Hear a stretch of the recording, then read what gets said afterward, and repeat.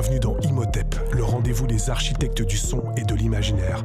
Ici, chaque épisode est une plongée en profondeur dans l'univers d'un ou d'une créatrice de l'ombre. C'est ceux qui façonnent la musique, l'image et la vision artistique de notre époque.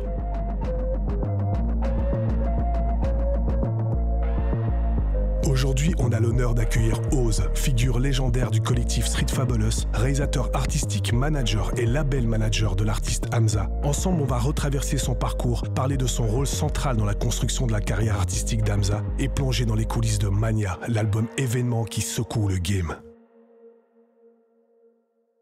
Salut Oz. Salut Mike. Comment vas-tu? Ça va et toi? Ça me fait plaisir de te recevoir, mon frérot. Plaisir partagé. Merci pour ton temps. Merci beaucoup. En plus, je sais que tu es dans le rush, là, vous êtes en pleine sortie de Mania, le nouvel album d'Hamza. Exactement. Donc on va pouvoir en parler aujourd'hui, ça va être super intéressant. Mais ce qui nous intéresse le plus sur ce format-là, c'est ton parcours à toi et surtout ton parcours de réalisateur artistique. Donc oui, on va aborder ta carrière de manager, de producteur à travers Street Fab, de producteur aussi à travers Just Woke Up, mais surtout aborder ton travail de réalisateur sur les différents disques sur lesquels tu as travaillé. Mais bon, il faut commencer par le début. Raconte-nous ce qui t'amène, ce qui te conduit à la musique. Ce qui me conduit à la musique, déjà j'étais dans la musique en fait très petit et j'ai fait une rencontre au début de mon adolescence avec un pote à moi. Son grand frère est qu'un des plus célèbres DJ de Bruxelles, DJ HMD. Et en fait c'est là que je découvre en fait ma passion pour le rap et pour la culture hip-hop. Et en fait c'est vraiment de là que tout est parti. Et je devais avoir quelque chose comme 13-14 piges. Et donc voilà, donc c'est vraiment là où ça a commencé en fait. Et comment ça se traduit? Du coup, tu rencontres DJ HMD, tu le vois. Bon, DJ HMD qui est une légende, qui faisait des mixtapes un peu à la hauteur de Cut Killer en France à l'époque. C'était le DJ qui faisait des mixtapes les plus légendaires à Bruxelles dans les années 90, on va dire. Comment toi, est-ce que ça t'inspire et ça te donne le moteur de te mettre à composer, à produire? Parce que tu rentres dans la musique par la production. Qu'est-ce qui te donne ce moteur-là à travers cette première rencontre en fait? Ce qui me donne le moteur, c'est vraiment en fait la musique en elle-même. C'est des fois des trucs qu'on ne sait pas expliquer avec des mots. C'est juste, tu vois, le coup de foudre en tout cas entre moi et la découverte de cette musique-là. Et forcément, comme on avait la chance de traîner dans son grenier où il faisait ses mixtapes, où il mixait, donc il y avait ses platines. Tu te voyais mixer, tout ça à fait, exactement. Wow. Il y avait ses platines, il y avait évidemment tous les disques. Donc en fait, c'était un travail de découverte, de recherche et je pense qu'en fait, c'est juste que c'est la musique qui m'a touché et qui m'en a parlé. Et c'est de là, en fait, que c'est parti. J'ai pas vraiment de mots à mettre là-dessus, si ce n'est que j'ai été touché par T'as été piqué par exactement, j'ai été piqué par cette musique-là. Et alors, une question intéressante aussi, tu vois, il y a beaucoup de gens qui... Parce que toi, c'est vague, le métier de réalisateur artistique, on comprend souvent pas trop ce que c'est exactement, est-ce que ça remplit comme rôle et comme poste. Alors, c'est le but de ce podcast, de vraiment mettre les spotlights sur ce métier qui est essentiel, en fait, parce que beaucoup des disques dont on est amoureux, qu'on construit notre amour de la musique, ont été produits par des réalisateurs mythiques et on ne sait parfois pas. Toi, tu as un bagage musical avant ça, avant cette rencontre avec cette musique-là? Ouais, tout à fait, ouais. Qui te permet d'avoir une expertise, etc. Exactement. C'est quoi ton bagage? Tu peux nous partager? J'ai un bagage académique, on va dire standard, qui m'a permis du coup en fait de composer de la musique et surtout de comprendre la musique. Après ça a été très bref parce que c'était pas ce qui me plaisait le plus et donc je me suis vite dirigé vers quelque chose qui me parlait beaucoup plus au niveau de la musique et je pense que on peut quand même dire que c'était quasi ce qu'on appelle d'autodidacte. Mais avec des bases académiques. Avec des bases académiques. Donc tu sais lire la musique, tu as quand même une formation. J'ai appris ça quand j'étais petit, et donc forcément, ça m'a beaucoup aidé, mais ça n'a pas été non plus un élément essentiel, on va dire, dans ma façon de composer ou dans ma créativité. C'était vraiment en fait instinctif, donc je pense que le côté en fait autodidacte a pris plus le dessus sur le côté académique. Parce qu'après, la musique, tu sais comment c'est un petit peu comme un petit peu tout dans la vie, c'est si tu entretiens pas, tu perds vite en fait les bases. Donc c'est pas quelque chose qui m'avait forcément attiré au tout début. Et quand j'ai rencontré en fait les personnes qui m'ont fait découvrir en tout cas la musique dans laquelle on est aujourd'hui et cette culture-là, en fait ça m'a complètement décroché en fait de tout ce côté académique. Et du coup en fait c'était place vraiment en fait à la créativité. Au plaisir. Voilà, et au plaisir, exactement. Ouais, ouais. Et du coup, tu t'es formé que comme autodidacte après ça, ou est-ce que tu as eu des gens qui t'ont transmis des choses, Comment ça s'est passé, en fait, ta formation, comment s'est développé ton bagage de producteur, et ensuite de réalisateur, d'ingénieur? Est-ce qu'il y a des choses qui t'ont été transmises? Est-ce que tu as tout appris tout seul? Est-ce que tu n'as pas grandi à l'ère de YouTube? Aujourd'hui, tu vois, on Tout a à fait. YouTube, Ouais, on ouais. a des tutos, on a accès à des programmes facilement à la maison.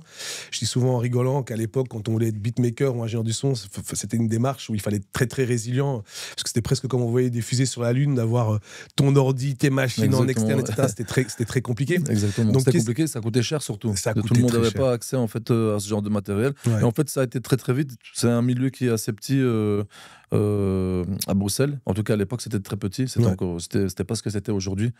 Et donc, évidemment, par le biais de DJ HMD, j'ai fait d'autres rencontres. Ouais. Donc, j'ai rencontré aussi DJ Dédiqué, avec qui je me suis Ouais. lié d'amitié quand j'étais très très jeune. Et lui avait déjà en fait son studio à la maison, donc j'ai eu l'occasion de travailler pas mal avec lui et de séquencer de la musique, c'est sur des vieilles machines. Hein, Ouais. je veux dire, Des S1000 avec des séquenceurs Exactement. atterris, Et des les vieux premiers, Cubase. voilà, exactement. Ouais, Ouais. ouais. Vraiment, en fait, les premiers Cubase avec Atari en noir et blanc. Ouais, infernal. C'était extraordinaire. Et en fait, de fil en aiguille, ça a été très très vite parce que du coup, en fait, j'ai découvert en fait cette culture, cette musique-là par le biais en fait DJ HMD. Ouais. Ensuite, j'ai rencontré en fait DJ DK. Derrière ça, j'ai rencontré en fait un gros producteur de musique électronique chez nous qui s'appelle Junior Jack. Ouais. Avec qui je me suis vraiment aussi fort lié d'amitié. En fait, c'est toutes ces personnes-là qui m'ont transmis un petit peu leur connaissance et leur expérience dans la musique, tant sur l'aspect en fait, technique que sur l'aspect business.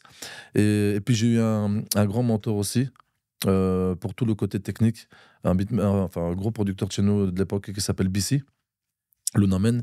Et en fait, c'est lui qui m'a fait découvrir au tout début, vraiment en fait le début de Pro Tools, parce qu'en fait c'était encore Ouais, ouais. tout récent en fait Dans la à ce Pro Tools moment-là. chez soi, c'était fou. C'était Ouais. les premières versions. Ouais. Et donc c'est lui en fait qui m'a initié en fait à Pro Tools, à utiliser Pro Tools, à apprendre à mixer des voix, à faire des prises de voix, à mixer des morceaux. Donc lui, ça a été un grand moteur pour moi dans ce que j'ai pu réaliser en tout cas techniquement en studio. Et c'est fou, c'est hyper intéressant parce que il faut quand même le rappeler, de toute façon on l'a expliqué dans l'introduction, mais tu es un acteur central aujourd'hui de la musique belge. Je pense qu'il y a très peu d'artistes, de compositeurs, de créatifs dans la musique qui n'ont pas croisé ton chemin à un moment donné et chez qui tu n'as pas eu une forme d'influence à un moment donné. En tout cas, c'est très rare. Et c'est fou parce que donc, les mentors dont tu nous parles sont quand même des gens qui ont marqué aussi considérablement la musique en Belgique, que ce soit Dadiké à travers Benny B, parce qu'on a beaucoup tiré sur Benny B, mais ça reste quand même le premier groupe de rap qui a un succès commercial et qui arrive avec une proposition qui touche le grand public. Junior Jack, dont tu parlais, c'était le compositeur à l'époque. Exactement, ouais, c'est marrant parce que tout est lié en fait. Oui. Hein. C'est ça que je te disais en fait au début, c'est vraiment en fait c'était un petit milieu Ouais. et forcément tous ces gens en fait se connaissaient déjà, étaient déjà des amis, on va dire, d'enfance ou en tout cas étaient devenus amis à travers leur passion pour la musique. Et donc, ouais, tout était lié en fait. Ouais. Et puis, j'imagine que ça devait être un tout petit milieu, les gens qui avaient accès à ce type de matériel et qui faisaient l'effort d'y aller. C'est un peu comme à l'époque, on en rigole souvent, mais tu vois, les gens qui écoutaient du rap dans une cour de récréation dans les années, fin des années 80, début des années 90, on se reconnaissait, on était 5 dans une école. Limite, c'était des parias, tu vois. Et après, aujourd'hui, tu vois le rap, en fait, limite, t'es bizarre si t'écoutes pas du rap. Donc, c'est vrai que les professionnels du son et de la musique étaient rares à Bruxelles, j'imagine, à l'époque. C'était rare, mais en même temps, c'était pas quelque chose... en tout cas, à mon sens, à moi, qui n'était pas commun, parce qu'il y a eu... je pense que Bruxelles, mais en fait, on va dire même en Belgique en général, c'est un grand vivier d'artistes et de compositeurs. Il y a énormément de gros projets qui ont été réalisés dans des studios chez nous. Bien sûr. Il y a un studio mythique de l'époque qui n'existe plus depuis très longtemps, qui s'appelait le studio La Madeleine, où il y a eu des gros albums qui ont été enregistrés, notamment des albums... Je pense le dernier album de Marvin Gaye. Et donc en fait je pense qu'il y a quelque chose en fait à Bruxelles et en Belgique en général. Je pense le fait qu'on est aussi central par rapport à d'autres pays qui nous entourent comme les UK, l'Allemagne ou autres, en fait ça en fait un pays où on absorbe en fait toute l'énergie et toutes les informations en fait, des autres pays autour, et en fait ça crée quelque chose de différent, je pense. Je pense que c'est ça qui a créé aussi le succès de certains artistes qui ont réussi dans la musique, que ce soit des anciens ou des plus récents. C'était la singularité. Il y a ce côté complètement décomplexé en fait chez nous, que j'ai l'impression qu'il n'y a pas trop ailleurs. En fait, on fait de la musique parce qu'on kiffe et en fait, c'est vraiment place à la créativité. Et voilà, on s'amuse, quoi. Ouais, et puis comme tu dis, on a un carrefour entre plusieurs langues, plusieurs Exactement, ouais. cultures, donc ça nous permet de faire un condensé de tout ça. On a l'impact de la France, de l'Allemagne, des États-Unis, de la Hollande. Ouais, c'est exactement ça. Alors, question justement, sachant qu'on est issu d'un pays, parce qu'on est tous les deux belges, avec beaucoup d'influences, quelles sont tes influences à toi quand tu te construis donc ce début de carrière, parce qu'en fait c'est là que ta carrière commence. Mhm. Quelles sont tes influences toi à ce moment-là? Qu'est-ce qui t'inspire? Qu'est-ce qui te nourrit dans ton désir d'avancer et d'apprendre au quotidien? Tu te projettes où? Franchement, il y a tellement d'informations que c'est difficile, tu vois, de te citer des exemples. C'est juste qu'en fait, je pense que j'ai commencé, en fait, je pense, la musique et en fait la prod et à développer en tout cas tout l'aspect prod en fait au meilleur moment, je pense, historique de cette musique-là. Mhm. À savoir les années 80-90. Donc des années 90 au début des années 2000, c'était juste incroyable. Donc il y a Mhm. tellement d'exemples à donner que c'est difficile de Oui, dire, tu oui. vois, qu'est-ce qui m'a inspiré. En fait, vraiment, littéralement, tout m'a inspiré, quoi. Je veux dire que ce soit en fait les artistes en eux-mêmes, beaucoup évidemment d'artistes américains. C'est ça que j'allais te demander. Ouais, exactement, parce Plutôt qu'en la scène US, toi. plutôt la scène US, ouais. Ouais, On va pas se mentir, et c'est ce ouais. que je dis souvent. On a plus une culture anglo-saxonne qu'une culture française, Mhm. en tout cas en termes de musique, en Belgique. Et donc forcément, en fait, c'est toute la scène américaine qui, moi, m'influence beaucoup. Et qui évidemment, tu vois, je me revois avec mes yeux d'enfant, tu vois, quand j'étais petit, ouais, ça nous faisait rêver, quoi, tu vois. Mhm. Mhm. Autant au niveau de la musique, au niveau de la texture, au niveau de la proposition, au niveau vestimentaire, c'était tellement incroyable que, tu vois, pour moi, en tout cas, l'influence, en tout cas, venait de là. Et c'est vraiment ça qui m'a motivé à faire de la musique et à créer du son, quoi. Mhm. Mhm.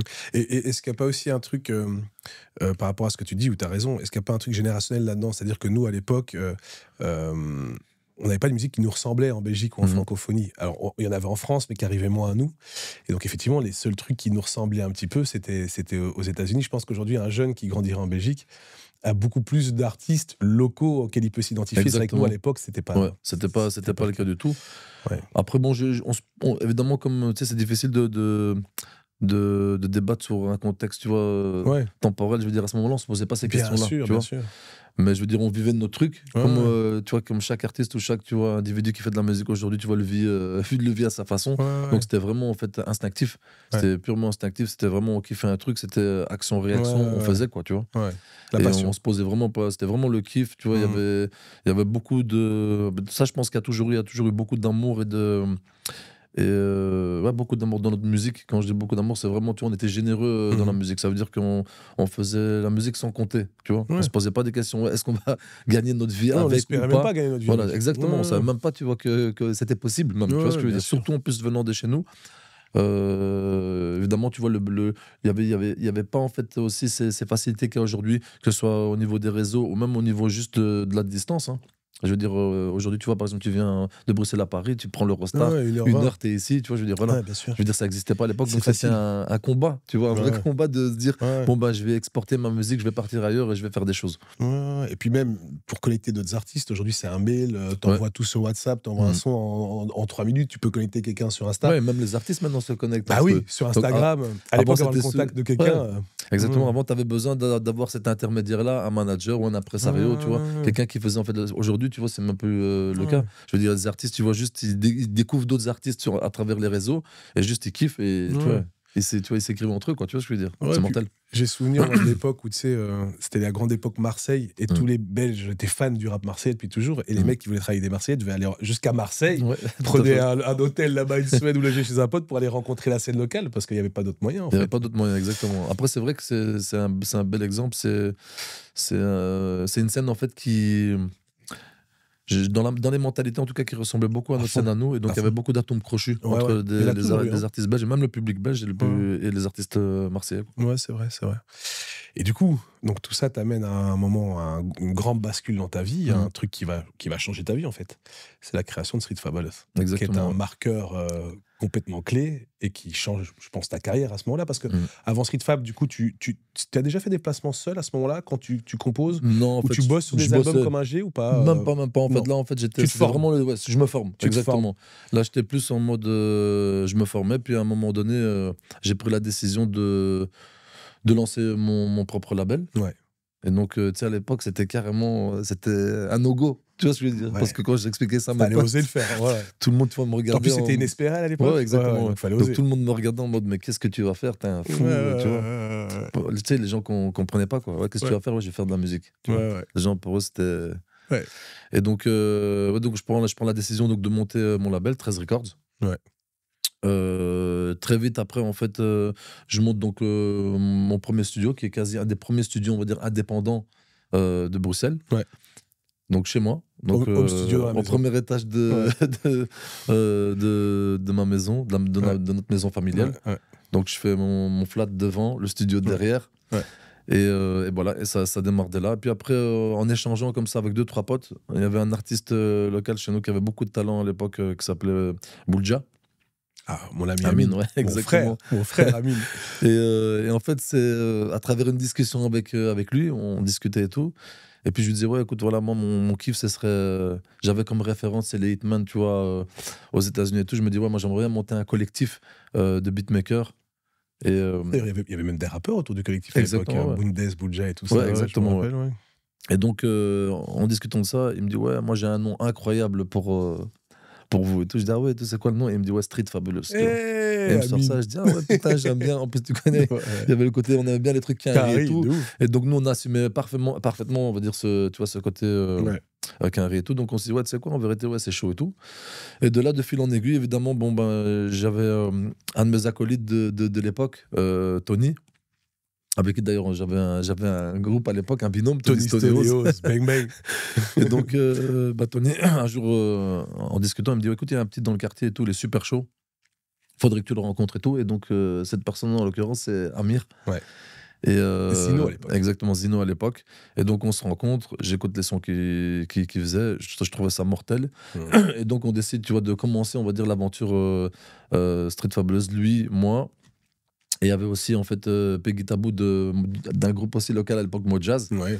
Et on décide en fait de commencer en tout cas l'aventure Street Fabulous à 3. Ouais. Et c'est de là en fait que c'est parti. Et ça a été très très vite. J'avais la chance déjà d'être en contact avec pas mal de monde. Et la première personne en fait avec qui j'ai commencé à bosser et qui m'a sollicité par rapport au marché français, c'est Doncha. Ouais. Que donc tu connaissais déjà à l'époque de Bruxelles. Et t'as vu là de nouveau, ouais. c'est les mêmes connexions. Ouais. C'est-à-dire que Doncha, c'était aussi un ami du coup à dédiquer à Vito et tout. Donc c'était aussi, tu vois, c'était le même environnement. Et si je peux rebondir, comme quoi il faut jamais négliger ce qu'on a autour de soi, parce que c'est parfois là que ça commence et ça peut en cascade t'amener à travailler avec les artistes avec qui tu rêverais de bosser demain. Exactement. Quoi. Ouais. Et donc lui, en fait, était déjà sur la France puisqu'il vivait entre Bruxelles et Aubervilliers, en banlieue parisienne. Et donc, du coup, il me dit, écoute, ouais, ce serait cool que tu viennes et tout. Tu vois, tu fais du son et tout. Viens, je vais te présenter à quelques personnes. Et du coup, il me présente en fait à l'époque à Sectora. Et donc, je rencontre en fait tous les artistes du catalogue Sectora, en passant par Beat Bagardier, Aneg Marron et les autres. Et en fait, c'est de là en fait que tout a commencé. Donc ça, c'était vraiment en fait mes premiers pas, on va dire, dans la scène française. Business, ouais. Et paix à son âme, il nous a quittés il n'y a pas très très longtemps. Ouais. Mais bête de gars avec qui j'ai passé des moments incroyables. Ouais, et puis artiste mythique. Ouais, artiste mythique aussi, punchliner de fou. Ouais. Mais quelqu'un avec qui tu pouvais pas t'empêcher de rigoler. Ouais. C'était un tailleur. De toute façon, il était tellement fort en impro pour ça aussi. Et d'ailleurs, il y a sa battle légendaire avec Zoxy, où tu sors deux écoles de tailleurs face à face.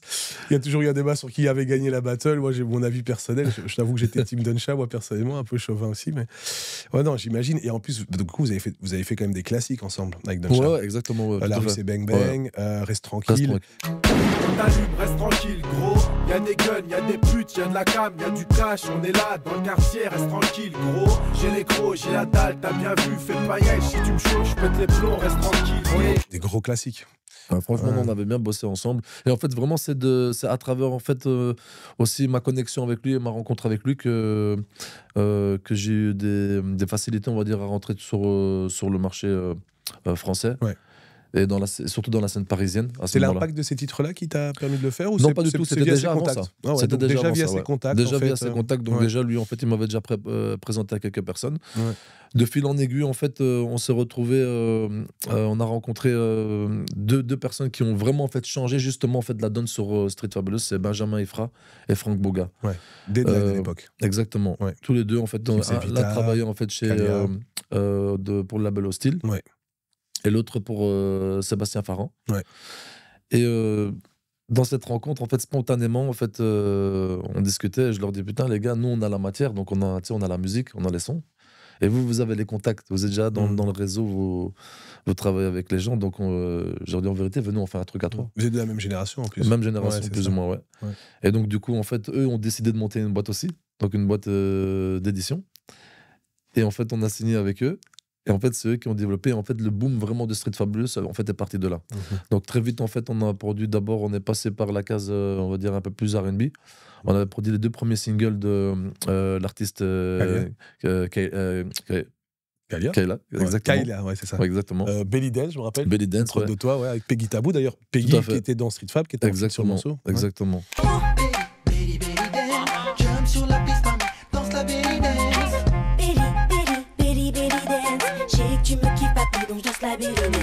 Et donc, à travers le succès en fait de ces 2 morceaux-là, je pense que les portes se sont ouvertes. Et en fait, derrière, on est arrivé vraiment dans un créneau complètement différent. Son carry. Ouais, exactement. Ouais. Et on a enchaîné derrière en fait sur un titre pour Lino, Délinquante Musique. Et en fait, c'est de là en fait que, en tout cas dans le Peurant, toutes les portes sont ouvertes derrière, quoi. Ouais. Comment se structurait, comment fonctionnait la structure? Quel était ton rôle dedans à toi? Comment vous fonctionnez entre vous à trois à ce moment-là? Comment ça se déroule? Moi, en gros, j'étais. C'est difficile de parler de soi-même. Moi, je dirais que j'étais un leader.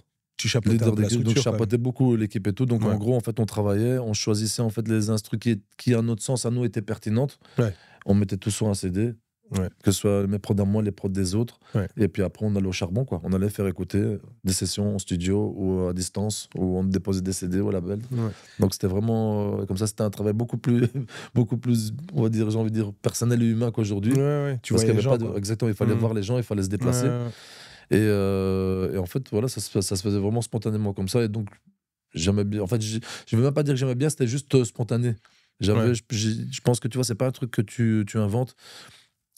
Pour moi, tu vois, dans chaque structure ou dans chaque société, tu vois, un leader, c'est un truc qui naît, c'est un truc qu'il a en lui. Et c'est quelque chose que j'aimais bien faire et j'avais les épaules pour porter ces responsabilités-là et gérer en tout cas mes émotions, gérer les émotions de mes équipes. Je veux dire, ça, c'est aussi un travail qui demande beaucoup de psychologie, beaucoup de recul et d'humilité. Et donc, voilà quoi, charbon.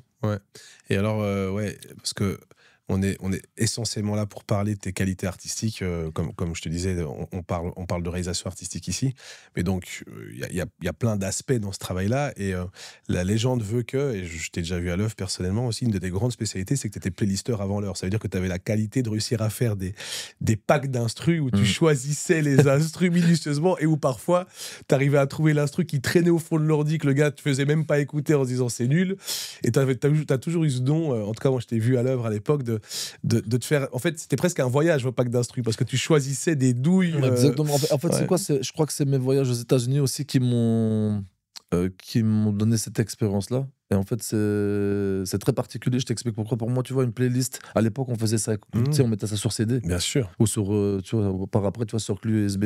Et donc, l'ordre, en fait, dans lequel tu mettais l'instru, en fait, pour moi, ça doit être aussi impactant que quand tu écoutes un album. Bien sûr. Ça va être un voyage, quoi. Exactement. Et donc, là où, en fait, c'est d'autant plus pertinent et même un travail difficile, c'est qu'aux États-Unis, les mecs, ils n'avaient pas le temps. Ça veut dire, quand ils écoutaient, en fait, ta musique, c'est les 10 premières secondes. S'ils ne sont pas interpellés par le son, ils zappent, quoi, tu vois. Donc tu peux pas te louper. Et donc évidemment, c'était un travail, qui demandait un petit peu du recul et de l'expérience, je pense. Et c'était important en fait pour moi aussi que quand on présente notre musique, les mecs quand ils se mangent le truc, tu laisses pas indemne, quoi. Voilà, je laisse pas indemne. Il fallait que tu vois et en fait c'était ça aussi notre particularité, c'est que on a commencé à 3 dans Street Fabulous, puis après l'équipe a évolué. Bien sûr. On a fini à 5, et ça c'était le prime en fait de Street Fabulous, quand il y a Marvelous et One Shot qui nous ont rejoints. Là, on était vraiment en fait dans le prime de l'équipe. Et en fait, moi, si je puis dire ainsi, notre force à nous, c'était la quantité et la qualité. Ouais. Ça veut dire que là où en fait les autres, ils étaient tout seuls ou en binôme, ça leur demandait beaucoup plus d'énergie et il n'y avait Ouais, ouais. pas en quantité. Ouais. Là, tu vois, si chacun de nous, on faisait 5 sons, on se retrouvait déjà avec une playlist de 20 sons pour Ouais. présenter un artiste. Bien Tu sûr. vois ce que je veux dire?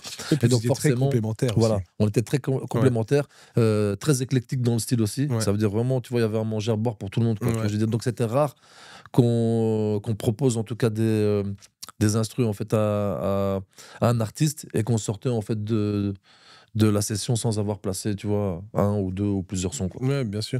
Non, et puis ce qui était intéressant, c'est que vous aviez vraiment ce dénominateur commun de sonner très ricains tous, Mhm. et en même temps de forger le son français à travers ces sonorités, parce qu'à un moment donné, vous étiez carrément sur... limite, un album, tu l'écoutais presque... Tu vois, c'était presque bizarre s'il n'y avait pas des prods de Street Fab dessus. Mais en même temps, chacun avait son identité, quoi. Entre Exactement, Amir, One Shot, qui a beaucoup placé sur Booba, qui avait un son à lui, toi, qu'on pouvait retrouver dans les sonorités de prod très clavier, à la Scott Storch, etc. Peggy aussi, qui était dans souvent des belles boucles, des choses comme ça. Ouais, vous aviez chacun une identité propre, donc ça permettait effectivement de couvrir une grosse surface, quoi. Mais quels sont les moments, du coup, un peu charnières pour toi de l'époque Street Fab, à cette époque-là? Quels sont les moments qui t'ont... Allez, pas qui t'ont pu se marquer, parce que j'imagine que tout t'a marqué, mais si tu devais retenir 2-3 moments un peu décisifs de cette époque développement de Street Fabulous, où vous prenez de la place, où vous prenez du relief, qu'est-ce que tu retiens, toi, comme moment marquant? Écoute, comme moment marquant, je vais retenir notre rencontre avec Benjamin Efra et Franck Boga. Ah ouais. Pour moi, C'est la clé. Ouais, c'est une rencontre marquante parce qu'en fait, Tu passes de l'artisanat à... Voilà. La même année où on les rencontre, en fait, on fait 43 placements la même année. En un an. En un an. Waouh. Et donc, forcément, on est identifié par le public, par les maisons de disques, donc par les professionnels. Et en fait, c'est là en fait, que tout change pour nous, quoi. Donc ça, c'est vraiment le moment fort. Vous devenez le truc à la mode, en fait. Ouais, exactement.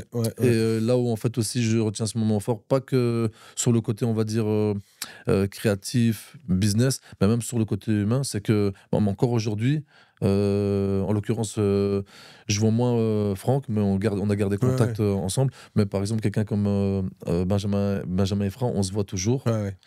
C'est en plus un de mes collaborateurs actuels aussi pour autre chose. Et donc, c'est encore d'autant plus gratifiant, tu vois, de se dire, en fait, on a commencé quelque part avec ces personnes-là et aujourd'hui, on est toujours dans cet écosystème-là. Ensemble, on fait des choses ensemble. Fort, quoi. Exactement.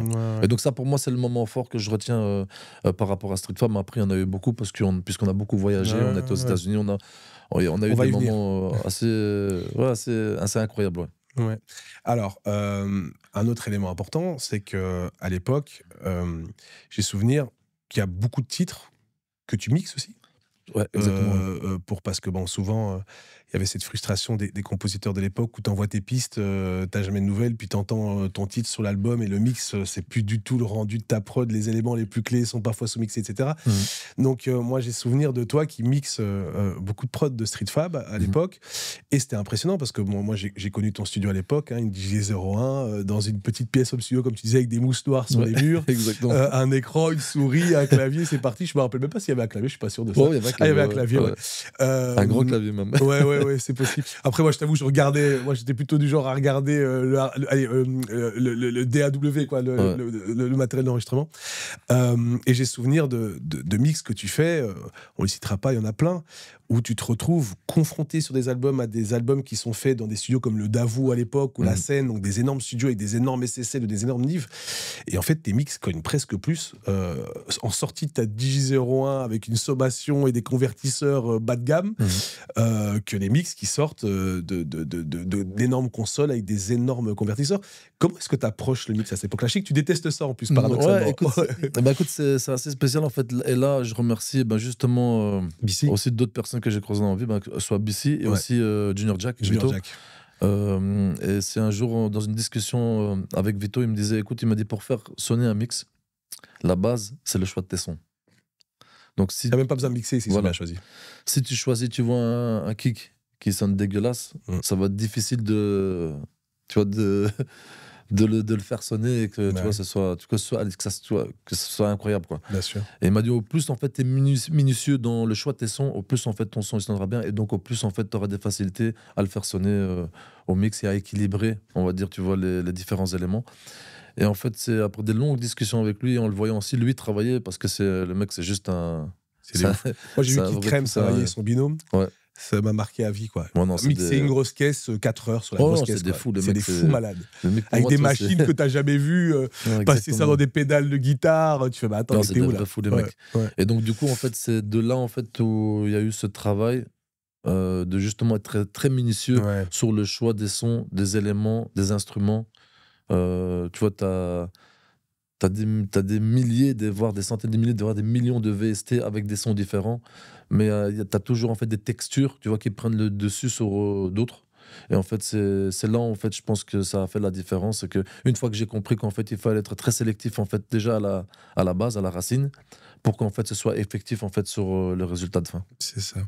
Et alors, à l'époque, moi, je t'ai vu œuvrer aussi sur des sessions d'enregistrement.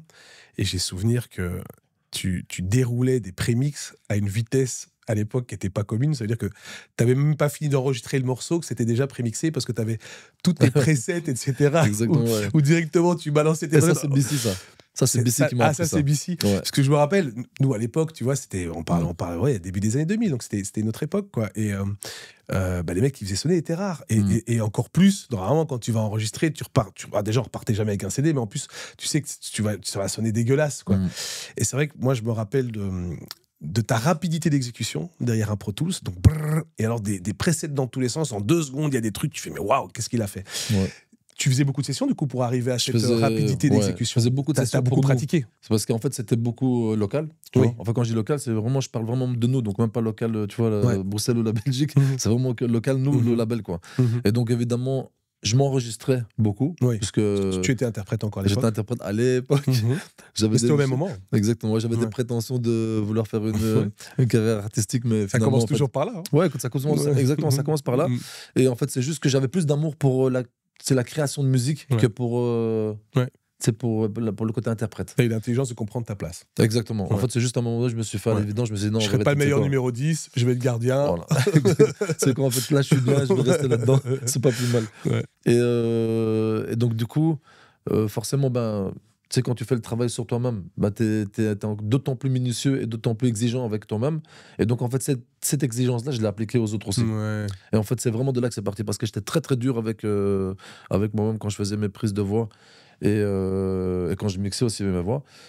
Évidemment, en fait, ce que j'ai appris en fait, à travers BC, c'était incroyable parce qu'en fait, moi aussi, en fait, ça m'avait toujours fasciné en fait comment lui il enregistrait en fait au même moment où il enregistre, Ouais. il édite, Ouais. il nettoie, Ouais. il optimise les Tu faisais voix, la même il chose. normalise les voix Ouais. pour qu'en fait déjà à la base quand tu sors d'une mise à plat en fait Ouais. ta mise à plat c'est déjà un Ton prémix mix, en c'est fait. quasi fini. Exactement. C'est ce que tu faisais, Voilà. je me rappelle. Et donc moi j'avais aussi si tu veux la déteinte sur moi, c'est génial. donc j'enregistre aussi de la même façon et du coup avec les mêmes presets puisque c'est lui qui avait installé mon Pro Tools avec tous les plugins, avec tous les trucs que lui utilisait. Putain. Donc il t'a vraiment fait le terrain de foot Ah ouais, chez toi. exactement. Et donc incroyable. du coup en fait tout est parti en fait de là quoi. Et donc c'est ça qui m'a permis en fait d'avoir des prémix assez frais qui sonnent bien, qui sonnent percutants et des fois comme tu dis c'est pas moi qui le disais, c'est les autres, mais des fois même mieux qu'en fait Non, c'était des mix qui déconné. sortaient de Ah vos non, studios. Quoi. objectivement, c'était dingue. De toute façon, il faut aller réécouter les albums, c'est une évidence. Hein.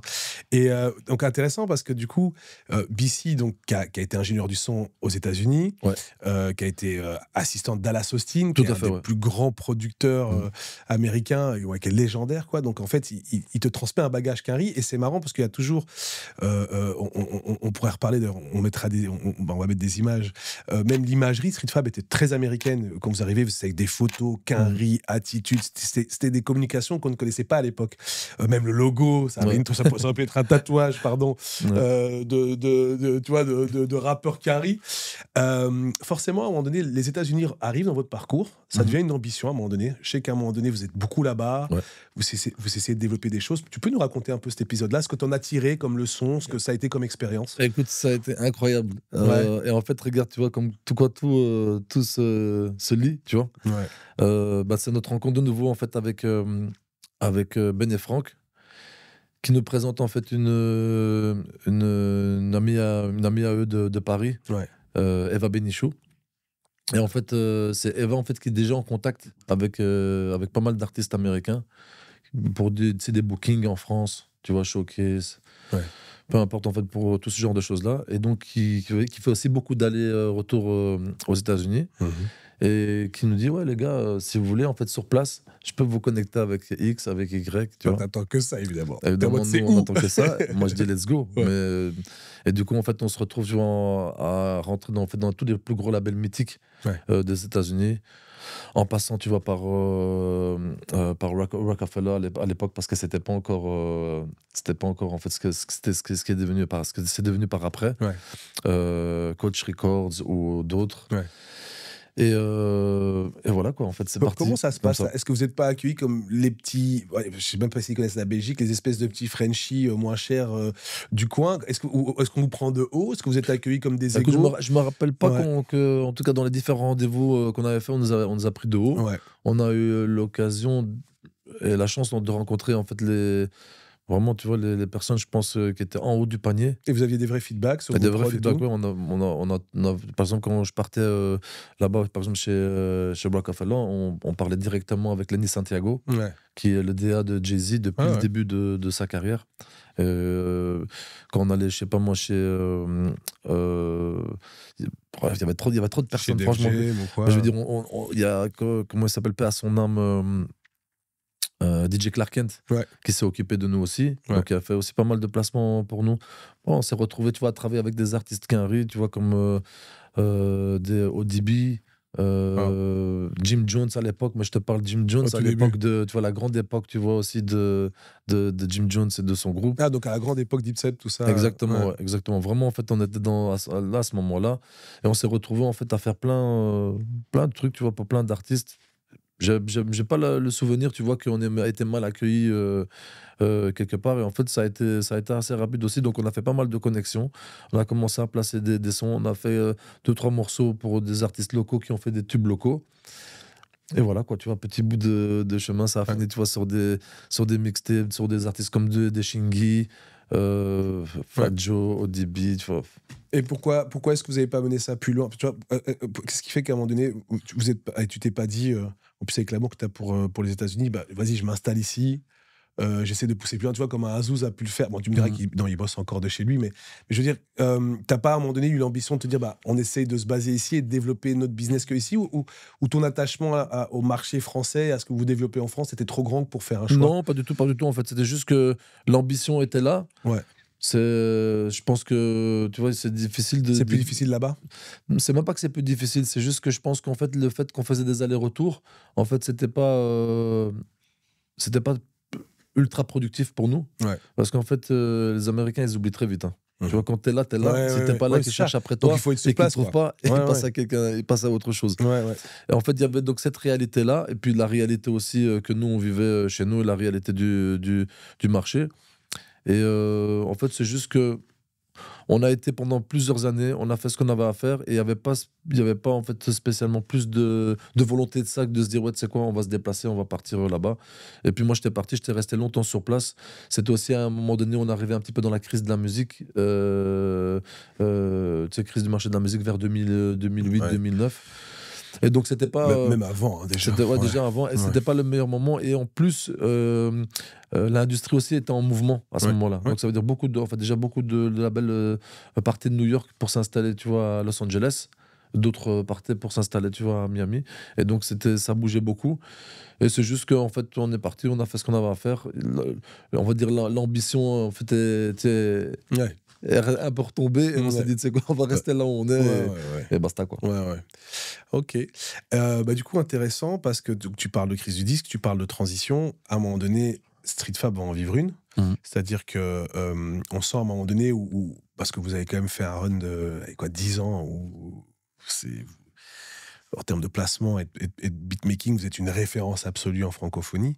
À un moment donné, on vous sent plus discret. On sent que vous ralentissez un peu la cadence. Comment tu traverses cette période à cette époque-là? Comment ça se passe? Bah écoute, on le vit Moi, perso, en tout cas, je ne le vis pas trop mal. Ouais. C'est-à-dire que comme je suis un challenger, tu vois, je me dis quelque chose que j'ai créé une fois, je peux le créer 2 fois. Ouais. Donc, Et, je me dis... et ça arrive du coup parce qu'il y a moins de demandes. Ouais, vous ça sentez que arrive le parce son que- évolue. Exactement. Ouais, Il y a c'est pas moins un de choix, demande, quoi. plus de concurrence Ouais. aussi. Ouais.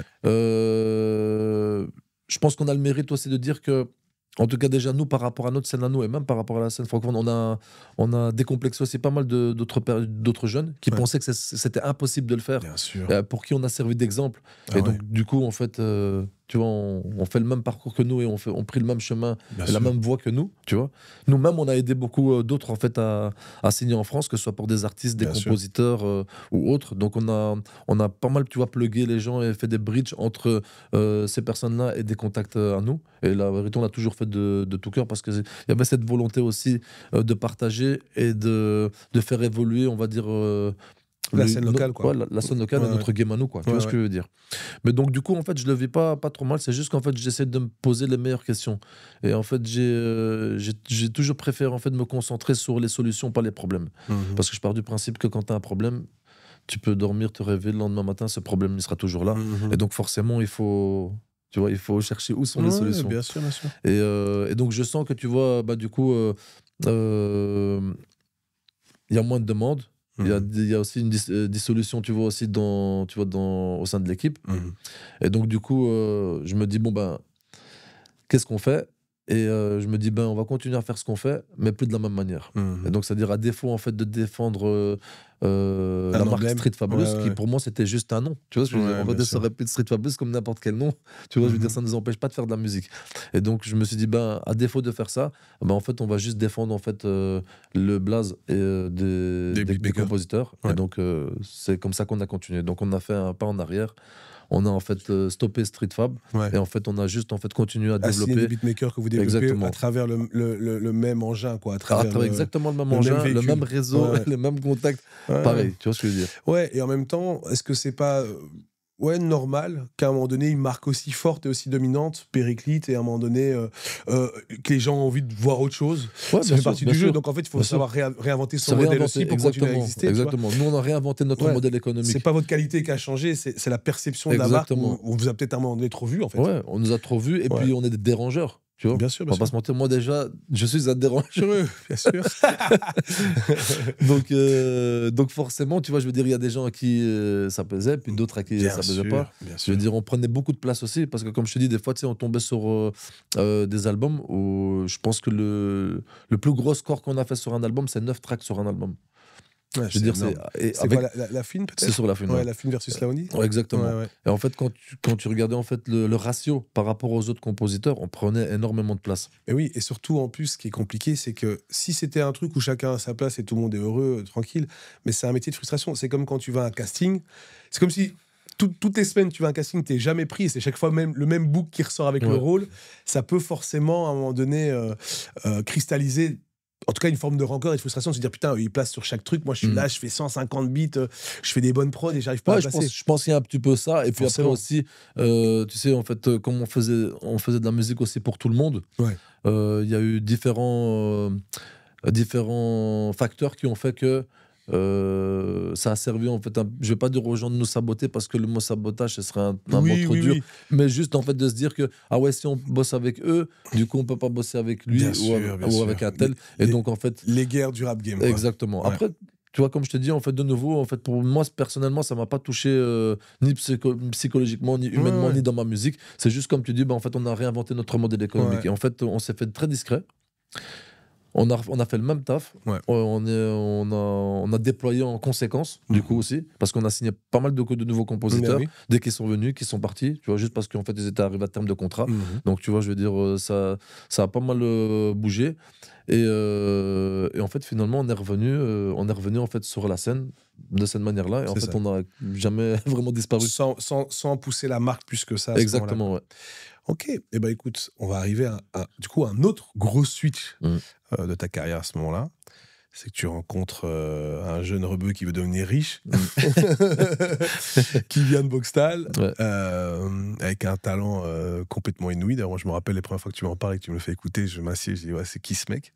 Et tu crées une relation dans la durée avec ce gars, et aujourd'hui, vous êtes toujours ensemble, c'est Monsieur Hamza. Exactement, ouais. Donc, on le disait tout à l'heure, vous sortez un album là. Normalement, l'album sera sorti depuis peu, quand le podcast va sortir, Mania, que j'ai eu la chance d'écouter, on va en parler après. Tu peux nous raconter un peu votre rencontre, comment ça se passe? Bah écoute, tu vois, comme rien ne se fait par hasard, Ouais. je rencontre en fait Hamza par le biais de Prinsley. Ouais. Et Qui était un des beatmakers qui t'a signé exactement. en poussant sa marque à lui, ouais. Et donc en fait qui a intégré en fait Street Fabulous et on va dire le vrai Street Fabulous qui a duré dans le temps, tu vois. Ouais. Donc à savoir en fait, donc il y avait dans Street Fabulous, il y avait Amir, moi, Prinsley, One Shot et Marvelous. Ouais. Voilà. Et donc donc déjà à ce moment-là, il intègre l'équipe. Exactement. D'accord. Donc avant la période où tu signes des gens mais en poussant moins la marque. Exactement, ouais, tout à fait. Donc il a quand même vécu deux ères Street Fab. Exact. Lui, il a vécu 3 ères même. 3 exactement. Même 4 ères presque. Ouais. Non, il est là avec nous jusqu'au bout. D'ailleurs, encore aujourd'hui. Bah oui, c'est ça, parce qu'aujourd'hui, maintenant, tu le produis. Donc c'est encore. Allez, tu le coproduis. Donc vous avez vécu plusieurs périodes, plusieurs étapes de travail différentes. Lui, je pense qu'il a traversé vraiment toutes les périodes en fait. Ça fait quoi, 15 ans que tu travailles avec lui? Ouf, je crois un peu plus. Ah, waouh, c'est je pense 17 ans. Ouais. Et donc Prince D en fait m'appelle un jour, il me dit ouais écoute, faut que tu passes à la maison, je dois te faire écouter un gars de chez nous et tout, il est trop chaud, tu vois. Oh, et donc moi il me dit ça, et je me dis ouais écoute, bah vas-y je vais passer. Seulement je suis pas passé, donc tu sais il me relance à 2-3 reprises. Finalement je vais chez lui et donc on discute et tout vite fait et tout. Et donc il me dit écoute je vais te faire écouter, il appuie sur play, il me fait écouter et je crois que j'écoute 10-15 secondes, je me prends une gifle et je dis c'est qui lui et tout, et donc il m'explique ouais c'est un gars de chez nous, Hamza, Bazar et tout, et donc voilà quoi, et donc ça s'est fait super spontanément, je lui ai envoyé un message. À ce moment-là, il était pas tout seul, il avait déjà une équipe avec qui il travaillait. Donc, déjà, il avait des manières et un comportement. Parce que la première chose qu'il m'a dit, écoute, ouais, ça te dérange pas, est-ce que tu peux passer par mes gars et tout? Ouais, je dis, écoute, pas de problème, on fait ça. Donc, je rentre en contact avec ces gars de l'époque. Et c'est comme ça qu'on s'est rencontrés. Et donc, ça, je pense que c'était un petit peu avant la sortie de H24. Et en fait, depuis ce jour-là. C'était bien au moins 1 an ou 2 avant. Hein. Ouais, 1 an ou 2 avant, c'est possible. Mais en tout cas, avant la sortie d'H24, ça, je me rappelle. Et puis depuis ce jour-là, écoute, on est ensemble, quoi. Et votre relation a évolué, du coup, parce qu'il y a notre relation a évolué, exactement. La relation de travail a évolué. Donc au début, en fait, j'étais plus, tu vois, on va dire un petit peu comme un grand frère, tu vois, qui était là, qui donnait juste du juice. Et je me mettais en contact. T'étais fan de sa musique et moi, je kiffais juste sa musique et je dis, ouais, comment je peux aider à ma manière, tu vois, sans interférer, on va dire, dans leur relation, dans leur manière de faire, dans leur travail et tout. Et en fait, c'est exactement ça que j'ai fait. Et puis après, la force des choses, la nature des choses a fait que pour diverses raisons, en fait, lui a pris un autre chemin. Et c'est là, en fait, que nos chemins se sont croisés. Et puis depuis ce jour-là, on s'est plus quitté. Puis forcément, ça fait maintenant 11 ans que je travaille avec lui. Et donc, on a créé aussi on a créé en fait une relation de travail, mais surtout une relation amicale sincère. Moi, Hamza, je veux dire, au-delà du fait que je le défends comme un artiste, c'est d'abord mon petit frère. Donc, c'est comme ça que je le vois, c'est comme ça que je le perçois. Et c'est cet amour fraternel et cette passion qui nous unit tous les deux qui fait que je pense qu'aujourd'hui, on est encore ensemble. Ça veut dire, comme je dis, en fait, les gens de mon équipe, d'ailleurs, pas que lui, hein, je veux dire, on a un gros staff dans l'équipe, que ce soit, voilà, exactement, que ce soit Panko, Prinsley, soit Ivy, Lucosi. Dans notre équipe, tu vois, on a notre chef de projet, Arthur, assistant chef de projet, Théo, Alex, qui est là, qui travaille avec nous depuis longtemps. En fait, on a essayé de créer, et j'ai mis beaucoup d'efforts de psychologie pour créer une vraie harmonie de travail, de respect, tu vois. On se dit les choses, on travaille, tu vois, en famille. Je veux dire, pour moi, c'est très, très important, tu vois. Et pourtant, tu vois, je veux dire, voilà, ça n'empêche que chacun a son intérêt, chacun a fait son truc, chacun a son rôle, chacun gagne sa vie, tu vois. Mais je veux dire, mais pour moi, ce qui compte le plus, c'est d'abord, en fait, la passion. Et après, tout le reste ce qui va avec, c'est bonus, quoi. Tu vois ce que je veux dire. Et je pense que c'est là où, en fait, même si on est de 2 générations complètement différentes et qu'il y a un écart d'âge entre lui et moi, c'est ça en fait je pense, qui nous lie en fait tous les deux. C'est que pour moi en fait, d'abord c'est le côté artistique, le côté créatif, et tout le côté en fait lucratif. Si ça vient, c'est forcément à cause de ce qu'on a fait. Tu vois, Ouais. de la Avec la bonne passion, musique, quoi. avec la Le passion, moteur, c'est ça. et le reste en fait c'est bonus. Tu vois ce que je veux dire. Ouais. Mais d'abord le focus numéro un, c'est d'abord la musique et la créativité. Ouais, c'est la Ouais. clé. Et comment évolue ton rôle du coup dans sa carrière à la base quand tu commences à travailler avec lui? T'es plutôt, si je me rappelle bien, t'es juste son éditeur, je pense. Au début, ouais. Au début, en et- fait, je suis juste en fait là comme moniteur, mais après, dès le début, en fait, quand moi je commence à travailler avec lui, en fait, on est sur un à 994. 994, t'es Et réalisateur donc là, du je suis disque. déjà en fait réel en fait sur l'album. Donc en fait, je suis là quasi à tous les enregistrements des morceaux. Donc là dans la réal, tu vois, les edits, je m'occupe des séances des séances de studio, Ouais. des séances de mix. Je fais Mhm. beaucoup d'editing dans ces projets, notamment en fait sur la fin. J'aime bien en fait, tu vois, bien peaufiner le travail, Mhm. bien repasser sur les mix, Mhm. tu sais, d'être sûr, tu vois, qu'il n'y a pas de crasse qui reste, pas de clic digital, pas de saleté dans les voix. Donc il y a tout cet aspect-là en fait qui moi en tout cas me plaît beaucoup, tu vois, et surtout en fait sur un artiste comme lui, donc c'est d'autant plus agréable, tu vois, de travailler en fait Ouais, sur parce ce que t'es morceau. fan de sa musique. Ouais, exactement. Ouais. Donc en fait, Moi-même toi, c'est déjà, ton tu vois, voilà, plaisir. je kiffe sa musique. T'écouterais Donc, Hamza si tu bossais pas avec lui, quoi. ouais, tout à fait. Ouais. Je veux dire sans aucun doute même, tu vois, je te dirais. Ouais, bien sûr. Donc et ça je comme le beaucoup dis. de gens. Hein. Ouais, je pense, ouais. Ouais. Et donc du coup, en fait, c'est par là que commence mon travail. On fait ça si je me trompe pas, jusqu'au projet 140 BPM 2. Ah oui. Et ensuite, donc là j'ai toujours le même rôle. Donc je suis entre, tu vois, édition Éditeur et réalisateur. et réal. Et ensuite là, je reprends en fait en main aussi en fait tout Management. le management et la gestion label. C'est ça. Et Donc tu fais partie de la boîte maintenant, Just Woke Up avec Hamza. exactement, ouais. Ok. Donc Hamza c'est le CEO. Et Ouais. moi, je suis manager, directeur du label. Ouais, c'est ça. Et en gros, ben, forcément, tu vois, on staff, on a une équipe, donc tout le monde, tu vois, joue son rôle au max. Et ça, c'est vraiment cool. On a la chance d'avoir vraiment une chouette équipe. Et en fait, c'est comme ça qu'en fait évoluent les choses. Mais surtout, je garde quand même toujours un pied dans le côté artistique. Et on échange pas mal, lui et moi aussi, à ce niveau-là. Parce que, comme je dis, même si en fait on a de deux générations différentes, je pense qu'en fait la musique dans laquelle elle est demande beaucoup de refs de ce que nous on faisait à l'époque et aussi des artistes de l'époque. Et forcément, en fait, Surtout comme le je dernier comprends, album, on va en parler. surtout le dernier Ouais, album. ouais. Et comme forcément, en fait, j'ai les refs. Bah donc du coup en fait on est, tu sais, sur le même diapason et donc Ouais. c'est facile d'échanger, tu vois, ensemble. Après bon, sur ce dernier album là, donc c'est co-réalisé par Lucosi et moi. Ouais. On y viendra après. On si y tu veux bien. viendra après. Ouais. Et mais donc voilà quoi. Donc voilà un petit peu comment évolue la relation entre nous. C'est, écoute, beaucoup de rires, beaucoup de Ouais. beaucoup d'émotions, beaucoup de trucs ultra marrants, beaucoup de scènes. La vérité, je veux dire, c'est un artiste qui est ultra généreux, Ouais. avec qui c'est difficile de pas s'entendre. Et personnellement, moi en tout cas, j'estime que j'ai beaucoup de chance. Ouais. De pouvoir travailler avec un artiste comme lui, parce que le truc que j'ai pas dit en fait au début de la discussion, c'est que fatalement en fait c'est mon deuxième souffle dans la musique. Bien Et si sûr. j'avais pas rencontré Hamza, il y a des fortes chances que j'aurais arrêté la musique. Ah ouais. Donc c'est vraiment mon deuxième souffle dans la musique. Et donc voilà. Et donc la cause de tout ça, c'est un beau aussi, souffle. comme je disais, Prince D. Ouais. C'est lui en fait qui m'a fait découvrir. C'est vraiment un garçon qui a le flair aussi pour, tu vois, de dénicher ou de sentir genre des artistes qui ont vraiment quelque chose de vraiment Puis particulier. même lui, il est super doué Ouais, comme de fou, de compositeur, fou. comme Ouais. réal, comme artiste. Ouais. C'est un ovni. Ouais, grave. Ouais. Mais du coup, alors c'est super parce que donc on arrive au centre. En fait, on arrive au sujet de notre podcast. Donc comme tu viens de très bien nous expliquer, tu as réalisé tous les albums d'Hamza. Ouais. Réalisé et co-réalisé.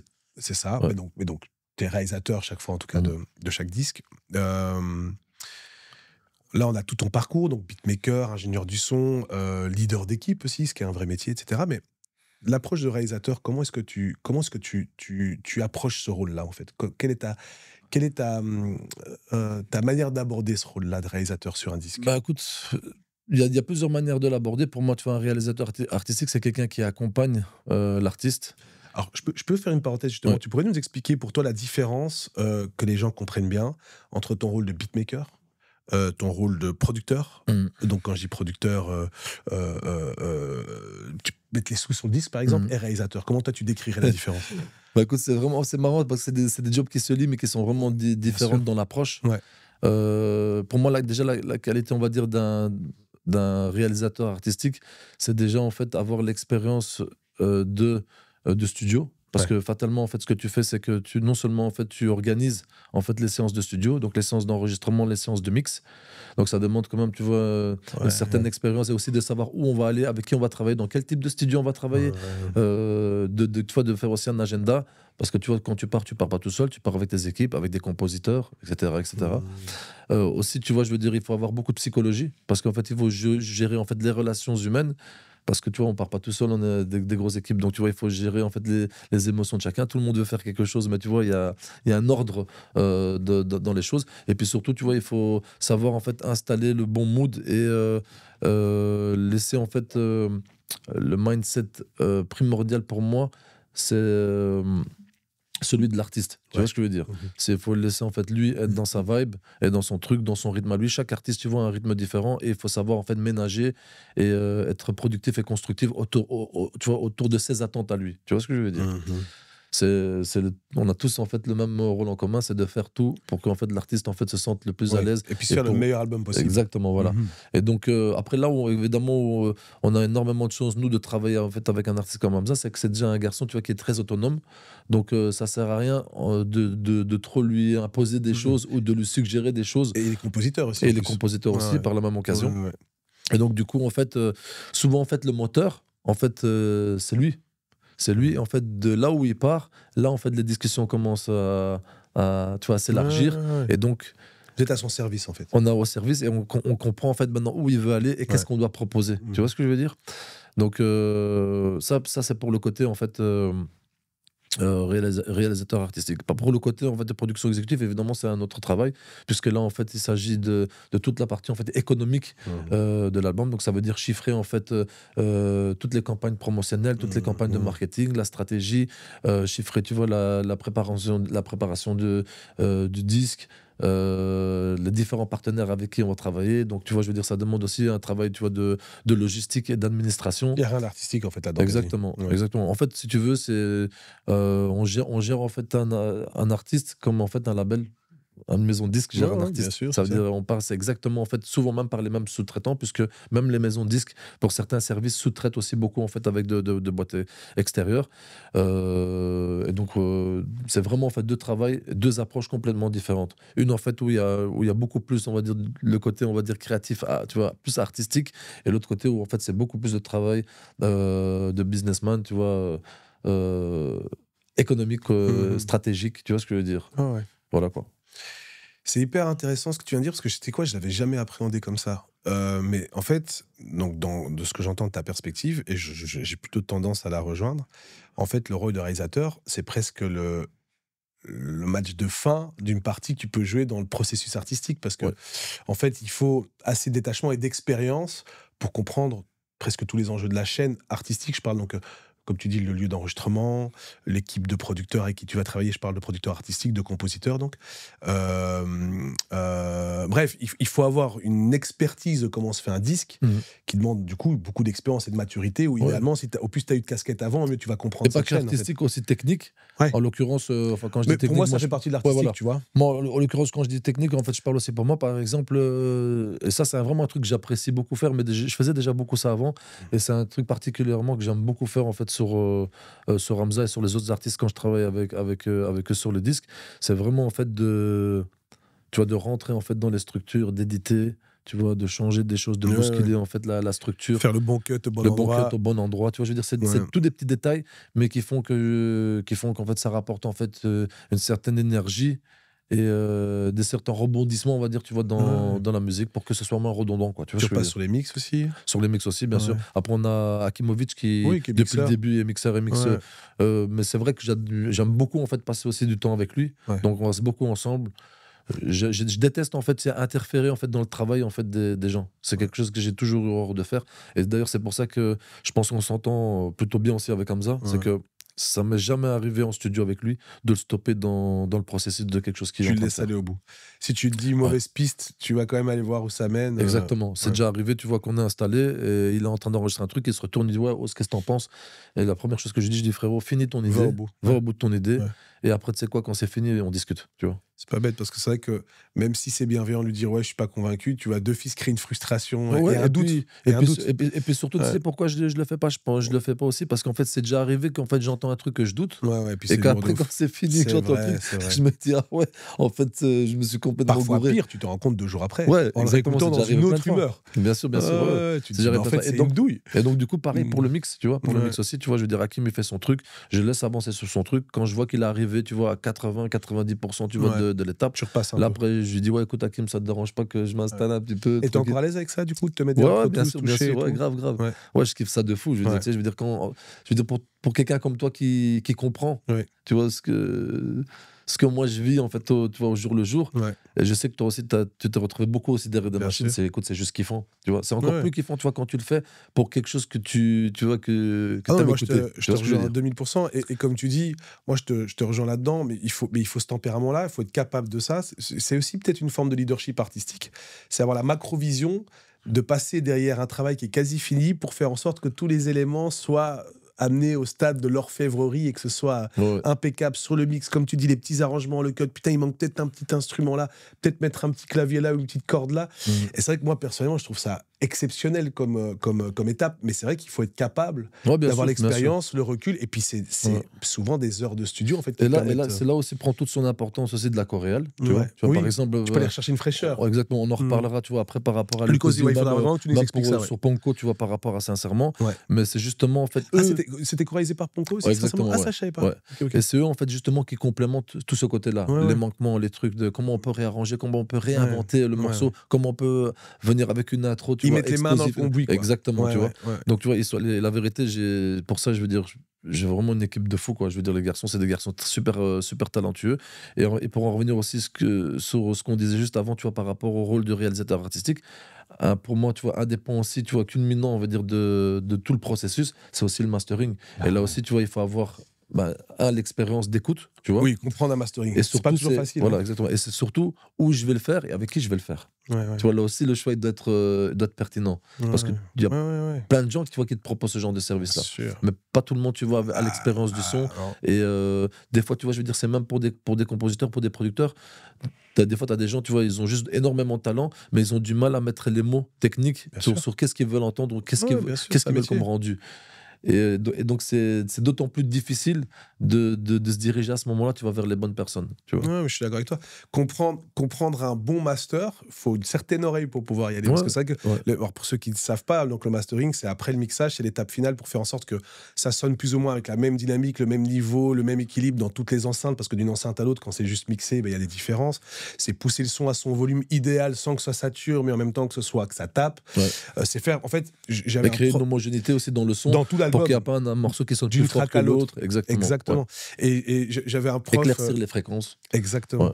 J'avais un prof à l'école de son qui disait que c'était comme mettre le glaçage autour du gâteau une fois que le gâteau était fait, ce qui n'est pas faux en fait. Ouais, parce c'est que pas faux. tout est déjà là et c'est mettre les derniers petits détails d'orfèvrerie. Moi, ouais. c'est exactement ça. C'est le lifting, on va dire. C'est le lifting final, ouais. Le lifting final, Mais ouais, pour tout ça, à fait, ouais. effectivement, faut un peu de recul. Mais du coup, c'est intéressant. Une autre question, comment tu abordes la construction d'un album, toi? Tu vois, dans le sens où, quand tu vas créer un album, il faut définir une direction artistique, il faut une cohérence d'équipe aussi, une cohérence dans la construction, une cohérence d'équipe. Bon, ce que je crois comprendre, c'est que tu as tout le temps un peu la même équipe, qui évolue peut-être quand tu recroises quelqu'un, que tu te dis, bah, ça a du sens d'intégrer à l'équipe, est-ce que tu l'intègres? Ou alors, est-ce que sur un disque, tu te dis, bah, on va casser un peu l'équipe, on va aller chercher les gens extérieurs?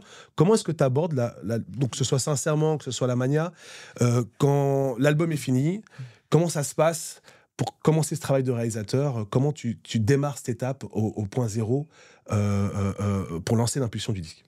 Bah écoute, pour moi, en fait, justement, en fait, mon travail à moi commence au début, mais en vérité, en présentiel. Un réalisateur artistique, il n'a pas vraiment besoin d'être présent là, en tout cas dans mon cas de figure à moi. Tu laisses faire. Je laisse faire, exactement. D'accord. Et d'autant plus que c'est même pas je laisse faire, c'est que je laisse faire aussi parce que je sais que j'ai pas besoin de pas laisser faire. Oui, Tu vois tu ce que je sais veux dire? quand c'est en laissant faire que tu auras ce que tu veux. Exactement. Ouais. Moi, tu vois, par exemple, mon expérience, est-ce que j'ai compris que ce soit avec Hamza avec un artiste comme même Prinsley ou même avec HD, c'est que ce sont des artistes, ils ont un truc qui les lie tous, c'est qu'ils sont super autonomes. T'as pas besoin de leur dire qu'est-ce qu'ils ont à faire. Ouais. Hamza, c'est un garçon, en fait, il est tellement en fait, passionné par la musique que en fait, c'est un professionnel. Ouais. Un passionné professionnel, Ouais, si je peux l'expliquer comme ça. Bien C'est-à-dire sans même mettre mettre déjà dans sa tête l'idée de qu'est-ce que je vais faire comme concept, où je vais aller. En fait, de sa nature et de sa passion, on va dire, pour la musique, en fait, il crée. C'est déjà une volonté personnelle de créer quelque chose de différent, quelque chose de nouveau à chaque fois, ou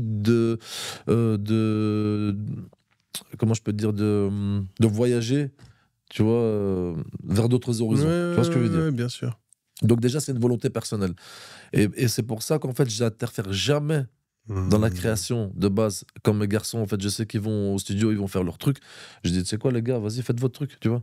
Je laisse. Et en fait, dès qu'en fait, ça commence à prendre forme, tu vois, 4, 5, 6 morceaux, et là, on sent qu'on a un truc. Il y a 2, 3 morceaux qui sortent du lot. Il y a une couleur. Qui sont les locomotives. Exactement, il y a une locomotive, il y a une couleur artistique, il y a des influences sonores. Et qu'on se dit, ah, en fait, c'est celle-là, tu vois.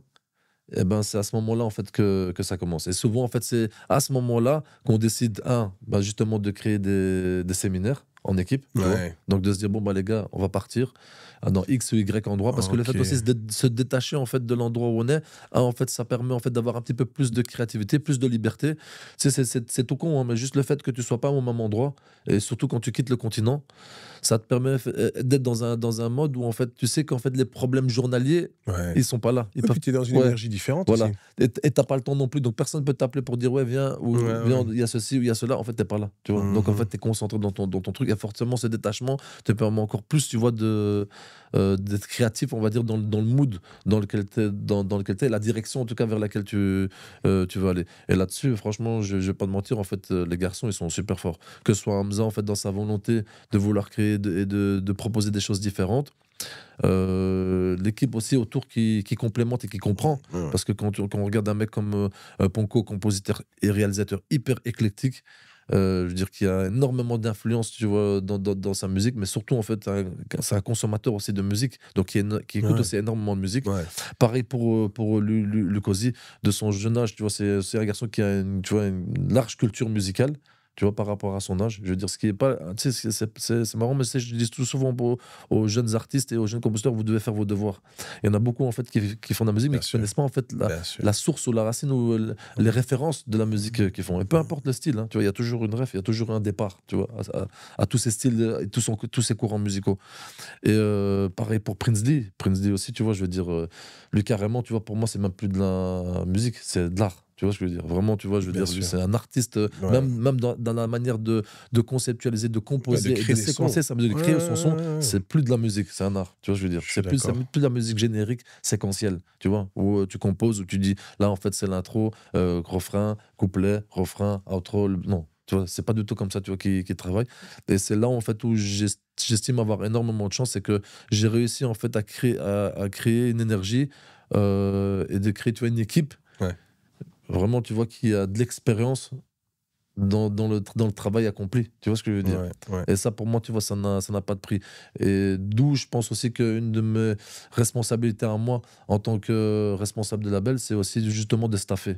Tu vois? Ça veut dire qu'il faut aussi avoir le flair de trouver en fait les bonnes personnes qui complémentent en fait tu vois, ton équipe. Et comme je dis en fait souvent, en fait les gens en fait veulent être les personnes les plus intelligentes et s'entourer d'imbéciles, et en fait c'est juste le contraire. Moi je préfère être la personne la moins intelligente dans l'équipe, et m'entourer, tu vois ce que je veux dire, et de m'entourer en fait que des gens, tu vois, qui sont mieux que moi dans leur domaine, parce que c'est ça en fait qui fait avancer une équipe. Tu vois ce que je veux dire? Donc moi c'est ça la vision. Oui, et puis surtout, ce qui est intéressant, c'est de t'entourer de gens qui vont être doués dans les champs de compétences qui ne sont pas les tiens. Voilà. Et toi, d'être doué dans les champs de compétences qui ne sont pas les leurs. Donc, moi, de ce que je comprends de ta mécanique, c'est que, du coup, tu as mis ton talent et tes efforts dans le fait de monter l'équipe idéale à tes yeux, en tout cas. Tu les laisses œuvrer, et une fois qu'ils œuvrent, tu viens sublimer la matière qui va créer une voie d'inspiration pour créer le disque. C'est exactement ça. Eh ben, écoute, on va rebondir du coup sur notre actualité qui est Mania, que j'ai eu la chance d'écouter avec toi. À plusieurs reprises en plus, j'ai pu réécouter l'album avec toi. Écoute, moi ça a été, et j'en profite franchement pour faire la promo de l'album, une écoute captivante. je déteste le terme, mais tu vois, le terme à notre écoute était de dire que c'était un no-skip, quoi. J'aime pas trop le terme, mais c'est vrai que c'est un 15 titres. Il n'y a pas de déchets, c'est des titres très solides. Et du coup, je pense qu'on peut pas faire un album comme celui-là sans faire la construction d'équipe que tu as faite. Parce qu'en fait, il y a même pas. Si on écoute. En fait, mais même sincèrement, si on écoute la musique que vous faites, il n'y a pas besoin d'expliquer que les gens qui font ces albums-là sont des gens qui ont de la culture. Ouais. Et je trouve que Mania est un grand disque, parce que c'est le disque, à mon humble avis, en tout cas moi en tant qu'auditeur, et en tant que quelqu'un aussi très touché par la musique et par la culture, et qui essaie d'avoir quand même un certain bagage là-dedans, je trouve qu'il y a plein de marqueurs, plein de références très pointues, en fait. Je vous ai trouvé très courageux sur ce disque, parce que au lieu de surfer, en fait, parce qu'il y a quand même un changement de dimension d'Hamza sur cet album, sincèrement, où on peut dire que c'est un peu son album blockbuster, où il prend une nouvelle dimension. Et en fait, plutôt que rester dans un truc où vous êtes dans la facilité, vous faites du Hamza, en fait, il y a une vraie prise de risque artistique sur ce disque, où il teste des choses, où on entend des références des années 90, où il n'était pas forcément né, donc on se rend compte qu'il a dû entendre des choses, grandir dans des choses. Comment vous avez fait cet album? C'est dur, là. C'est dur. Écoute, c'est comme je dis, en fait, la folie, frérot, la folie. Déjà, tu l'as fait avec Lukosi en Coréal. Première fois que vous bossez avec lui en Coréal et qu'il prend ses places. Exactement. Raconte-nous tout ça. Essaie de nous partager un peu la gestation de ce disque, parce que là, il y a plein de gens qui vont regarder, qui ont écouté l'album, qui vont vouloir mieux comprendre. C'est difficile, tu vois, de mettre des mots dessus, mais évidemment, en fait, Lukosi a joué un rôle particulier, parce que non seulement, en fait, il est co-réalisateur... Mais compositeur. Et compositeur de la plupart des prods dans l'album, mais aussi il a travaillé aussi en fait tout le côté en fait DA en interne label, tu vois, en fait avec nous. D'accord. Et donc énormément en fait d'idées qui entourent en fait cet album en fait viennent de lui. Et franchement, en fait, comment ça a commencé? La direction artistique est très solide. Hein. Ouais, la direction artistique est très solide. Les idées, en fait, comment je peux dire, les fondations sont très, très solides.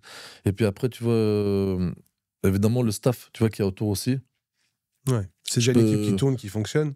Ouais. Et l'album, vous l'avez fait comment? Vous l'avez fait où? Comment? Quelle était l'ambiance? Franchement, il s'est fait en plusieurs parties. L'ambiance était ultra détendue. En sortie du succès, sincèrement, comment vous appréhendez ça? C'est quoi l'ambiance? La vous vérité, on doit faire plus chaud. Vous êtes juste content. Vous êtes content. On est content. Vous voulez vous amuser. Vous pouvez vous détendre. Ça y est. Colonie de vacances. Il y a un morceau justement où Hamza, tu vois, il dit cette année, j'ai ramené tout le gang dans les hills, tu vois. Et en fait, ça a commencé par là, frérot. Ça a commencé par là. On est parti, tu vois, à Los Angeles, à Beverly Hills. On s'est enfermé, tu vois, dans une baraque. Toute l'équipe, tu vois. Donc, on est parti à 12. Tu vois, c'était intense, tu vois. C'était marrant parce que c'était la première fois, du coup, on se retrouvait tous ensemble. Et donc, du coup, évidemment, beaucoup de rires, beaucoup de blagues, tu vois, beaucoup de bonne humeur. Et je te dis, colonie de vacances, c'est-à-dire que déjà, de toute façon, peu importe Mania ou même les projets précédents, jamais on a fait un projet, ou Hamza jamais a fait un projet dans la prise de tête, tu vois. Il n'y a pas ça chez nous, tu vois ce que je veux dire. Je sais pas comment ça se passe chez les autres. Il y a des gens, mais en fait, parfois tu peux avoir une pression. Tu sais, quand tu as un succès comme sincèrement, t'as pas envie de faire plus bas, t'as envie de continuer dans cette lignée-là. Tu sais quoi, je crois que c'est pas un sujet. En fait, et je pense que c'est ça, en fait, la clé, c'est qu'il faut pas que ce soit un sujet. Et c'est là où, en fait, justement, même de son jeune âge, en fait, Hamza m'a toujours impressionné, en fait, à ce niveau-là, pour le côté psychologique, tu vois. C'est que, les gars, on s'en fout, en fait. Tu vois, on fait de la musique. En fait. Il a raison. Il faut pas qu'on reste focus. On sauve pas des vies, quoi. Voilà, il faut pas qu'on soit focus sur les chiffres, tu vois. Si on fait mieux, bah c'est cool. Et si on fait moins bien, c'est pas grave. Next, tu vois, je veux dire, on continue à faire de la musique, quoi, tu vois. Mais juste, il dit, le seul truc où il faut pas, tu vois, qu'il y a de discussion, c'est sur la musique. Tu vois ce que je veux dire? Et justement, votre intention artistique sur cet album, quelle était votre intention artistique? Est-ce que vous aviez, forcément, l'intention artistique, évidemment, c'est toujours de se parfaire et de proposer quelque chose de nouveau. Et d'autant plus que l'exercice est difficile parce que nous aussi, tu vois, je veux dire, on se dit, est-ce qu'il va encore réussir à nous étonner? Tu vois ce que je veux dire? Et limite, vous avez peur? Non, même pas peur. Parce que vous avez confiance. On a confiance. Mais il y a quand même l'inconnu, quoi. Qu'est-ce qu'il va faire qu'on va regarder, qu'on va dire, ah ouais, putain, le bâtard, il m'a eu. Tu vois ce que je veux dire? Et en fait, c'est exactement, tu vois, c'est exactement ça. Le truc, c'est qu'il y a zéro prise de tête. Hamza, tu vois, je veux dire, quand il enregistre, la dernière chose à laquelle il pense, c'est est-ce que je vais vendre des disques ou est-ce que les gens ils vont aimer? C'est pas son sujet, on n'est pas là-dessus. En fait, c'est juste qu'en fait, déjà, lui, de sa nature, à lui, et comme je dis, de sa passion pour la musique, en fait, pour lui, c'est déjà un devoir personnel de se dire, ouais, il faut que je me tente dans des nouveaux trucs, il faut que j'essaie d'autres trucs, il faut que je sois plus performant dans les mélodies ou dans l'écriture. Tu vois ce que je veux dire? En fait, déjà, de sa nature, en fait, c'est quelqu'un qui a un esprit très sportif, tu vois. Et franchement, il s'auto-challenge lui-même. Ouais. Et donc, tu vois, c'est lui-même, en fait, qui met les marquages. Ses objectifs, Et quoi, les et qu'il les met objectifs, haut. Exactement. Ouais. Et en fait, de là, je pense aussi, on est arrivé juste à une période où Lukosi était très très présent, tu vois, au Ouais. studio. Qu'est-ce que ça a changé, le fait que ce soit lui qui devienne central sur la création? Ça a changé des choses? Non, Ça a pas s'est changé fait les choses. naturellement, Ça s'est ça. fait naturellement. Ouais, c'est ça. Tu sais, des fois, en fait, dans une équipe, je veux dire, il n'y a pas de. Là, en l'occurrence, tu vois, je veux dire, Ponko, tu vois, je veux dire, il est dans l'équipe comme jamais, comme tous les autres Ouais, et compositeurs. puis, C'est il y juste a que. un des titres de l'album Ouais. qu'il a fait qui est pas un des plus petits Bien titres sûr, de bien l'album. sûr. Et d'ailleurs, il en a fait plusieurs dans l'album, Ouais, tu vois. mais je Ouais. pense à celui qui se passe dans un club de strip américain, tout ça. Tu vois lequel? Ouais, Un ok, des d'accord, derniers, je vois là. lequel, ouais. C'est lui, Celui-là, ça, en ou fait, pas? là, en fait, je pense qu'ils sont en cocopo, donc je pense Ouais, c'est ça. Ponko, Prinsley et Cette prod-là, Lukosi. c'est monstrueux. Monstrueux, ouais. Ouais. Et en fait, je rebondis là-dessus pour te dire que des fois aussi, tu vois, il y a juste les réalités de terrain, les réalités de la vie. Ouais. Tu vois, il y a des gens, des fois, tu vois, c'est juste que tu vois, par exemple, un mec comme Ponko, il a fait un run de fou. Donc, des fois, tu vois, tu dis juste, bon, là, je vais un petit peu prendre de recul parce que justement, j'ai envie de venir, de mieux rebondir, revenir encore avec des trucs plus mortels. Ouais. Mais c'est juste que c'est vrai qu'en fait, dans le run, et surtout dans le run d'Amza, Ponko, je veux dire, frérot, t'as vu ce qu'il a fait, c'est monstrueux, non, c'est c'est monstrueux. incroyable. Tu vois ce que je veux dire? Il est devenu, c'est déjà c'est une living legend. Ouais. C'est-à-dire, c'est une référence pour toute C'est une une génération. référence pour toute Ouais. une génération. Ouais. C'est une référence pour tous les beatmakers. Ouais. C'est un garçon, tu vois, qui est super talentueux. J'ai rarement vu, tu vois, un garçon aussi éclectique que lui dans le style. Et surtout, ça a été aussi, tu vois, un leader. À sa, tu sais, on va dire à sa manière à lui, parce que c'est aussi lui qui a motivé aussi en fait tous les jeunes compositeurs et tous les jeunes rookies qu'il y a dans notre équipe. Ouais, Tu vois ce que je veux dire? Ça veut dire que même un mec comme même Lukosi, je pense qu'il dira aussi lui-même, il a pris aussi en fait un mec, tu vois, comme Ponko comme exemple de justement de sa générosité dans sa musique, de sa pertinence, on va dire, dans le son, dans le choix de son et dans la proposition. Et donc forcément, tu vois, c'est ça aussi qui a fait qu'en fait tout le monde s'est upgradé. Tu vois ce que je veux dire? Et donc c'est là où ça devient intéressant, c'est qu'en fait quand il y a cette compétition positive dans une équipe, et en fait là, naturellement, en fait, ce qui s'est passé, c'est juste que pour des raisons, tu vois, où il n'y a même pas de raison, c'est juste des trucs de la vie, quoi. Ouais, moi je prends juste un petit peu de recul. Ah bah en fait, lui, il a été plus présent, et en fait, les choses se sont faites naturellement. Et l'album a commencé à ce Exactement. moment-là. L'album a commencé. Il n'y a pas d'ego, du coup. Voilà, pas d'ego, rien du tout. Et c'est juste que personnellement, ça je te le dis, d'ailleurs je l'ai même dit à lui, même moi il m'a étonné. C'est-à-dire que tu dois comprendre que le step-up de Lukosi de avant Mania et là où il est arrivé sur Mania, il est juste incroyable. Ouais. Tu vois, je te parle d'un gap, il y a eu un gap de peut-être, tu vois, 1 an. Le step-up, tu vois, qu'il a fait dans la créativité et dans ça la lui a donné proposition. confiance, ça l'a libéré, en fait. Exactement, ça lui a donné confiance, ça l'a libéré. Et surtout, il est rentré, en fait, tu sais, dans le mindset global de l'équipe. Ça veut dire, tu sais, on est en équipe. Mais même dans l'équipe, frérot, t'as vu, il n'y a pas de cadeau. Tu vois ce que je veux dire? Ouais, bien sûr. Si tu veux ça ou si tu veux faire ça. C'est parce que t'es gentil qu'on va te laisser faire ça, quoi. Il faut prouver, il faut donner, il faut être généreux, il faut travailler, quoi. Tu vois ce que je veux dire? Et c'est ça qu'on a installé, on va dire, comme mindset. Moi, personnellement, je te le dis avec beaucoup d'humilité, je pense que tu le sais parce que tu connais, t'as suivi ma carrière, tu vois, tout au long. Frérot, t'as vu, on a mangé des cailloux, tu vois ce que je veux dire, pour du vrai. C'est-à-dire que nous, le travail, c'était pas le succès. Le travail, c'était d'arriver au bout du truc, peu importe le chemin emprunté. Ouais, et puis frérot, je le dis, mais c'est important, je trouve, de le dire, parce que tu vois, là, on s'adresse à des gens donc, qui veulent peut-être en faire leur métier, etc., des nouvelles générations, etc. Mais toi, tu as travaillé longtemps à côté de ton travail de compositeur. Bien sûr. Tu as travaillé longtemps. Moi, je t'ai vu enchaîner les sessions de nuit en studio, aller bosser le matin, dormir des 3 heures par nuit pendant des années. Exactement. Parce que tu vois, il y a la réalité de la vie, il y a la famille, tu vois, je veux dire. En tout cas, personnellement, tu as vu, chacun, tu vois, le vit comme il peut, mais moi, je mets un point d'honneur là-dessus. Je suis un père de famille, tu vois, il y a ma femme, il y a des enfants, tu vois, à nourrir. Hors de question, tu vois, que ma famille, tu vois, en pâtisse pour mes choix, tu vois, de vie, ou pour ma passion, ou pour ma vie artistique. Donc, tu vois, je veux dire, tout ça, ça a demandé, en fait, beaucoup de sacrifices, beaucoup de temps. Je regrette pas, en fait, tous les sacrifices que j'ai faits, le seul truc que je regrette, c'est que forcément, j'ai passé beaucoup moins de temps, tu vois, avec ma famille. Et ça, c'est un truc, tu vois, qui est difficile à rattraper. Mais je suis tu leur content. offres un confort Ouais, aujourd'hui. bien sûr. Et je suis content de ne pas l'avoir fait pour rien. Ouais, Tu vois, donc aujourd'hui, ça a quand je vois payé. ça, je me dis, Ouais. ça fait plaisir aussi à un moment donné, tu vois, de se dire, bon, ben, j'ai pas fait ça pour rien. Et maintenant, tu vois, aussi, ils vont pouvoir profiter, on va dire, de tout ça. Mais pour en revenir à ce qu'il disait, évidemment, en fait, ça demande beaucoup de temps, beaucoup de sacrifices, beaucoup de psychologie. Et aussi, tu vois, d'avoir tu vois, aussi un mental d'acier, parce que, comme je dis, il y a la musique, et ça, c'est une chose, mais le gap entre nos succès et succès, il est énorme. Et ça peut être long. C'est long. Ouais. Et entre tout ça, il y a aussi la réalité du terrain, il y a la réalité, il y a la vie, il y a la vraie vie. Ouais, puis il y a beaucoup de gens qui croient aussi que, ça y est, t'as signé, tu prends une avance, t'arrêtes de travailler, je suis artiste à temps plein, mais en fait, ils se rendent pas compte que c'est parfois un des pires moves qu'on puisse faire. Ah oui, bien sûr. Et que... C'est les pires moves. Et puis surtout aussi, tu vois, il y a un côté, tu vois... je sais pas si le mot est correct, mais fantasmatique, tu vois. Je veux dire, sur les montants, tu sais, les gens, tu vois, ils entendent des chiffres et en fait, ils comprennent juste pas le fonctionnement. Tu sais, il y a des mecs qui disent, ouais, putain, t'as vu, l'autre, il a signé pour 5 millions d'euros. Mais 5 millions d'euros, tu enlèves les impôts, tu divises les 5 millions par différents projets, des fois, c'est pour 3 albums. Donc, en fait, c'est 1,3 tu vois, par album. Le marketing, les clips, le marketing, le truc. En fait, à la fin, les équipes. Une fois que t'as tout payé, si c'est pas un succès, il te reste plus rien, en fait. Et puis même, les gens entendaient, putain, il a signé dans l'édition, il a pris 100 000 euros d'avance. Ouais, mais bon, ton album, tu vas le travailler pendant 3 ans. Donc en fait, c'est 30 000 euros par an, tu payes tes impôts, etc. Au final, tu gagnes même pas 1500 balles par mois. Exactement. Et donc, si tu as une responsabilité au-dessus de ces montants-là, en fait, il vaut mieux faire les sacrifices que tu as fait, c'est-à-dire travailler longtemps et switcher quand tu es vraiment sûr d'avoir un certain succès, une certaine assise. Tout à fait. Et ça peut prendre beaucoup de temps. Ça peut prendre beaucoup de temps. Et donc, pour en revenir donc, au sujet, au sujet principal, Lycosie et Mania, en fait, écoute, ça s'est fait de façon en fait, hyper spontanée. Je pense que Lycosie, en fait, il a répondu en fait, exactement en fait, aux exigences que en termes de musique musicale, tu vois, qu'Hamza attendait. Et qu'en fait, juste ça a matché. Et en fait, c'est de là que tout est parti, quoi.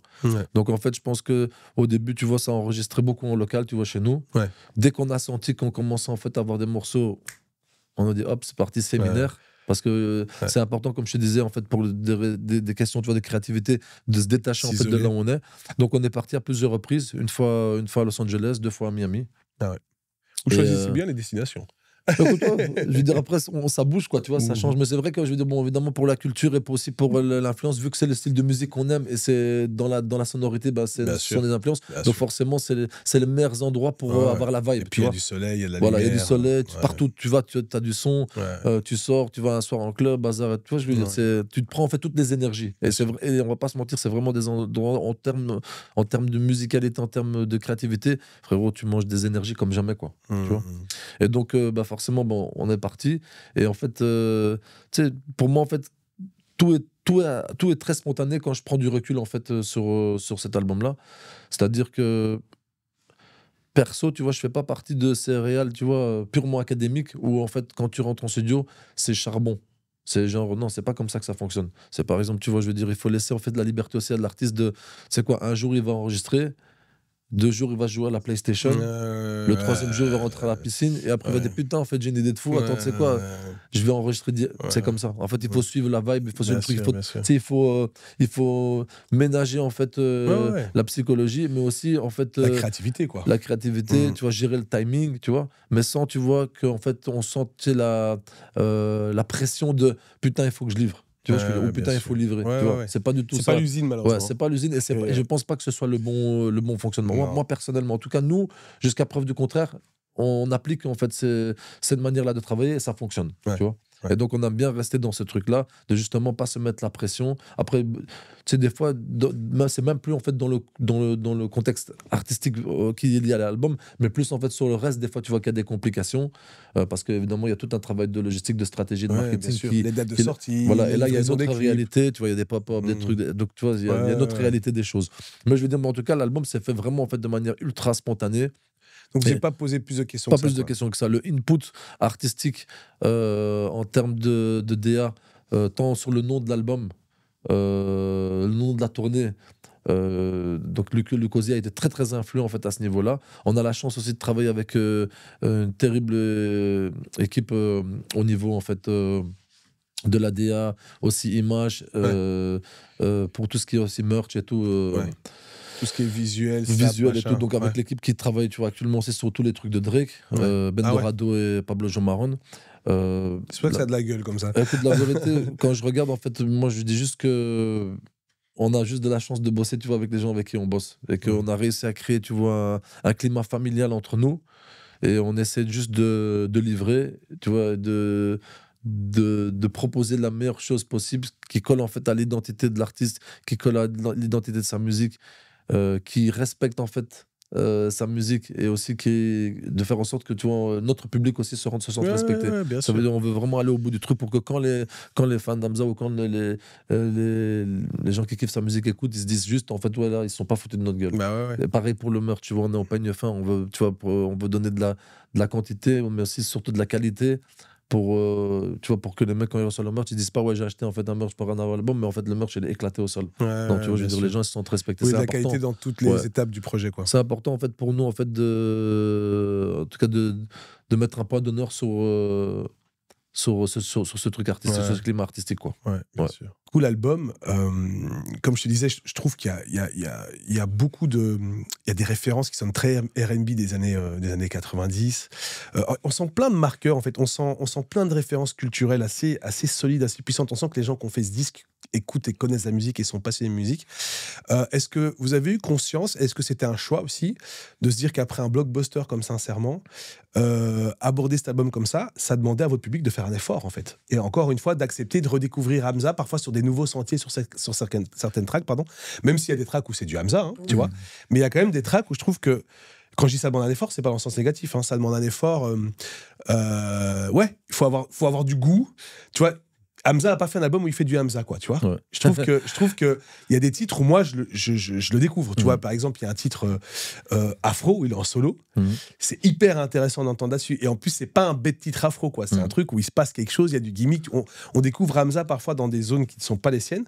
Est-ce que vous avez eu conscience de cette prise de risque? Est-ce que c'est un désir ou naturellement vous aimez aller là où ça, où ça vous challenge? Non, je pense que naturellement on a été vers là où ça challengeait. Et puis après, de nouveau, comme je dis, c'est vraiment en fait c'est au feeling. En général, en fait, Hamza, quand il écoute un son, si le son lui parle et que c'est souvent en fait il est là, il marmonne en fait des mélodies, et il enregistre, tu vois, sur son téléphone.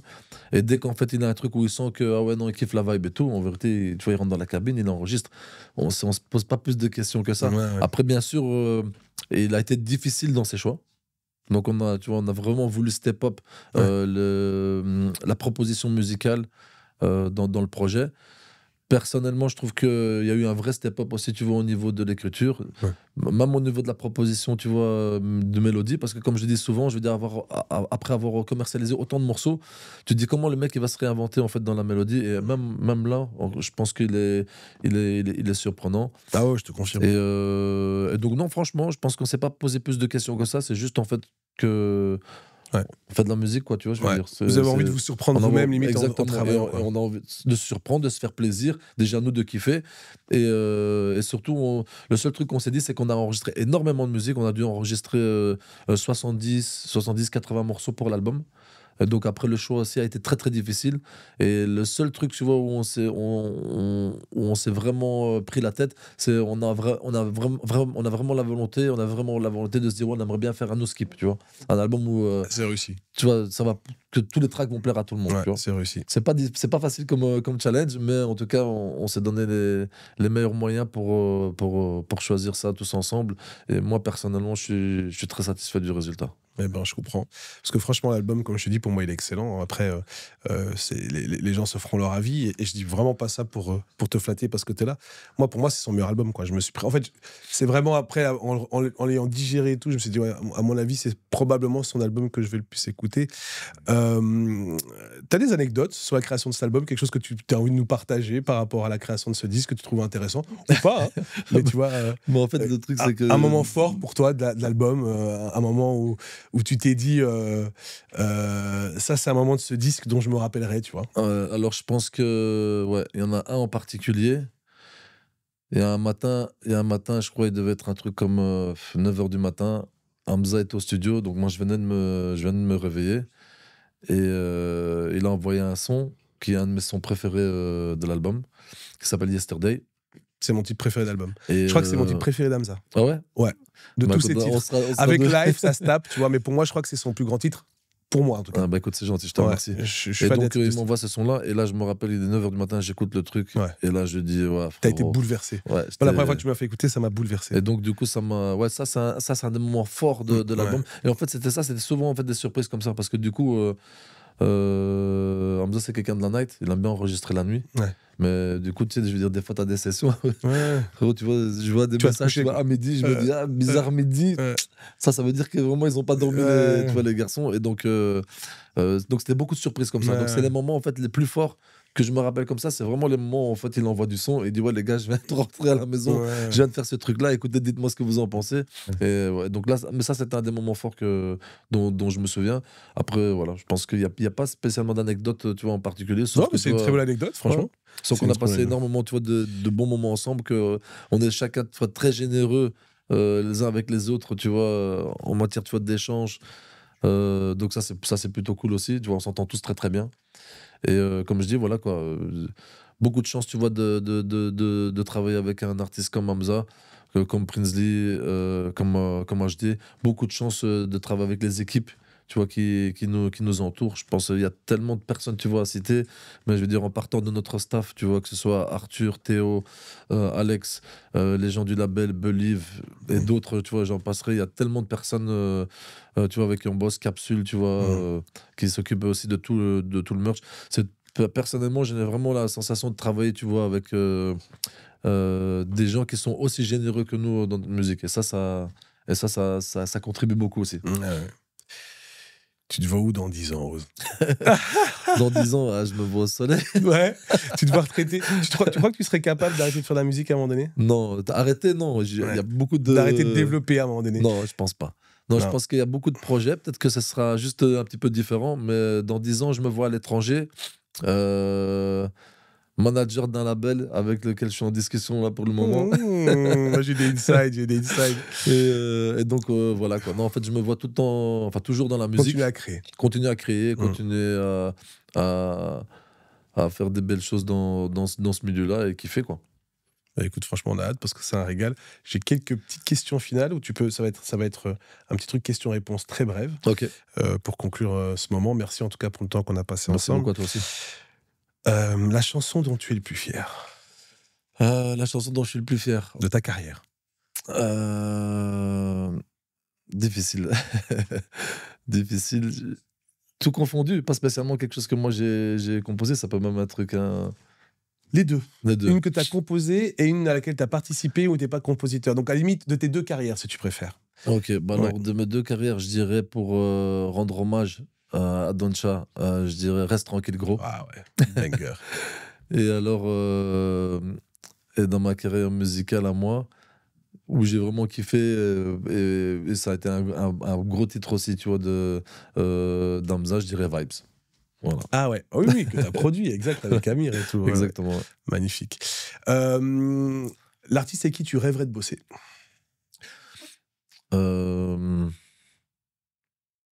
Difficile aussi. Pas facile. Hein. Pas facile. Tu dis ça pourquoi? Parce que tu n'oses plus dire Drake, c'est ça? Non. En fait, Il y a un an, t'aurais dit j'allais Drake. dire le contre, j'allais dire à mon âge, à moi, on dit plus ce genre de choses. Non. Non, franchement, j'en ai pas comme ça et tout. Mais T'as pas un artiste où tu dis, putain, lui, session studio avec lui, je kifferais ma race. Il y en a bien un, c'est pas possible. T'es trop passionné de musique. Je te connais. C'est pas Je possible. réfléchis comme Il y en ça. a bien un. Ouais, quoi, alors ouais, je dirais Drake alors, tu vois. Ah, tu dirais Ouais, Drake? je dirais Drake pour le côté, Ouais. le côté artistique, justement, pour le côté Ouais, 100% éclectique. Oui, c'est vrai, c'est vrai. Je veux dire, on peut dire ce qu'on 4 veut. fois 4. Ouais, 4x4, Ouais, t'as ouais. vu. Le mec, ce qu'il a proposé, ce qu'il a changé aussi dans les influences et dans la musique, c'est juste énorme. Je je pense qu'il y a rarement des artistes, tu vois, qui sont capables de faire ce que lui, il a fait artistiquement. Ouais. Et De toute façon, il a changé la musique. Ouais, il a changé la musique, sa musique. clairement. Son influence. On peut pas aimer l'individu, mais musicalement, ce qu'il a fait, personne l'a fait. C'est incroyable. Ouais, personne C'est l'a fait. incroyable. Le morceau ou l'album que tu aurais rêvé de produire?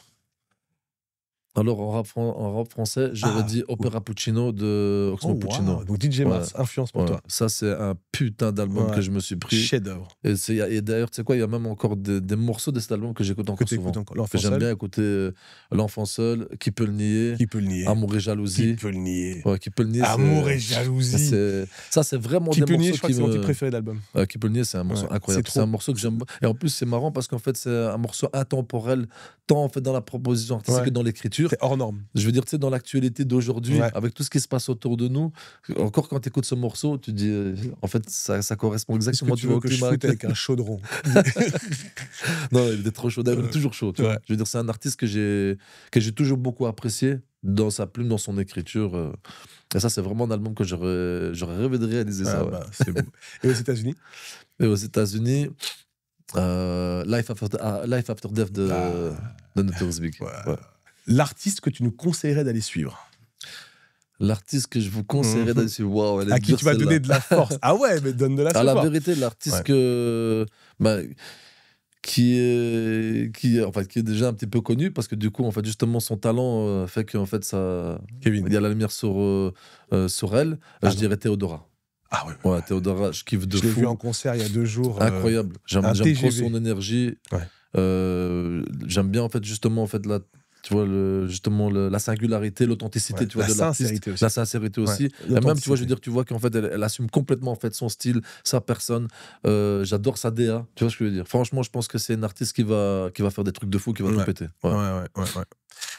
Écoute, pour conclure, en tout cas, frérot, je suis super honoré de t'avoir reçu sur ce podcast. C'est le premier épisode en plus. Je suis très honoré pour toi aussi. Tu as toujours été là. Tu as toujours été là pour m'aider en plus sur des nouvelles pages. Donc là, tu es là sur ce premier épisode. Symboliquement, c'est une dinguerie. En plus, je sais qu'il y a tellement de gens qui auraient rêvé de te voir sur un format aussi long. Tu as souvent été cité dans des noms de gens qui auraient été l'invité idéal d'ailleurs. Et alors, pour conclure, parce que je sais que tu es quelqu'un d'important pour, en tout cas, la scène francophone et la scène belge encore plus, dont je suis issu, la scène bruxelloise. Comme tu sais, la Belgique et Bruxelles, ça a toujours été un vivier d'artistes incroyables. Je pense que ça l'est encore. On est dans une période de nouveau un peu de transition, un peu de flottement comme ça. Qu'est-ce que tu transmettrais pour conclure ce podcast comme conseil à cette jeune génération, toi aujourd'hui, avec tout ce que tu as traversé? Qu'est-ce que tu as envie de dire en 2-3 phrases là pour conclure, comme conseil et comme force que tu leur donnerais? Moi, je leur dis, soyez sincères avec vous-même, soyez généreux. Si quelqu'un vous dit le contraire de ce que vous pensez, c'est que vous êtes dans le bon. Et juste, voilà, il faut foncer, il faut aller au bout de ses idées et pas avoir peur. C'est surtout ça, en fait. Foncer. Foncer. Écouter ses rêves. Voilà. Merci, mon frérot. Merci, mon ref.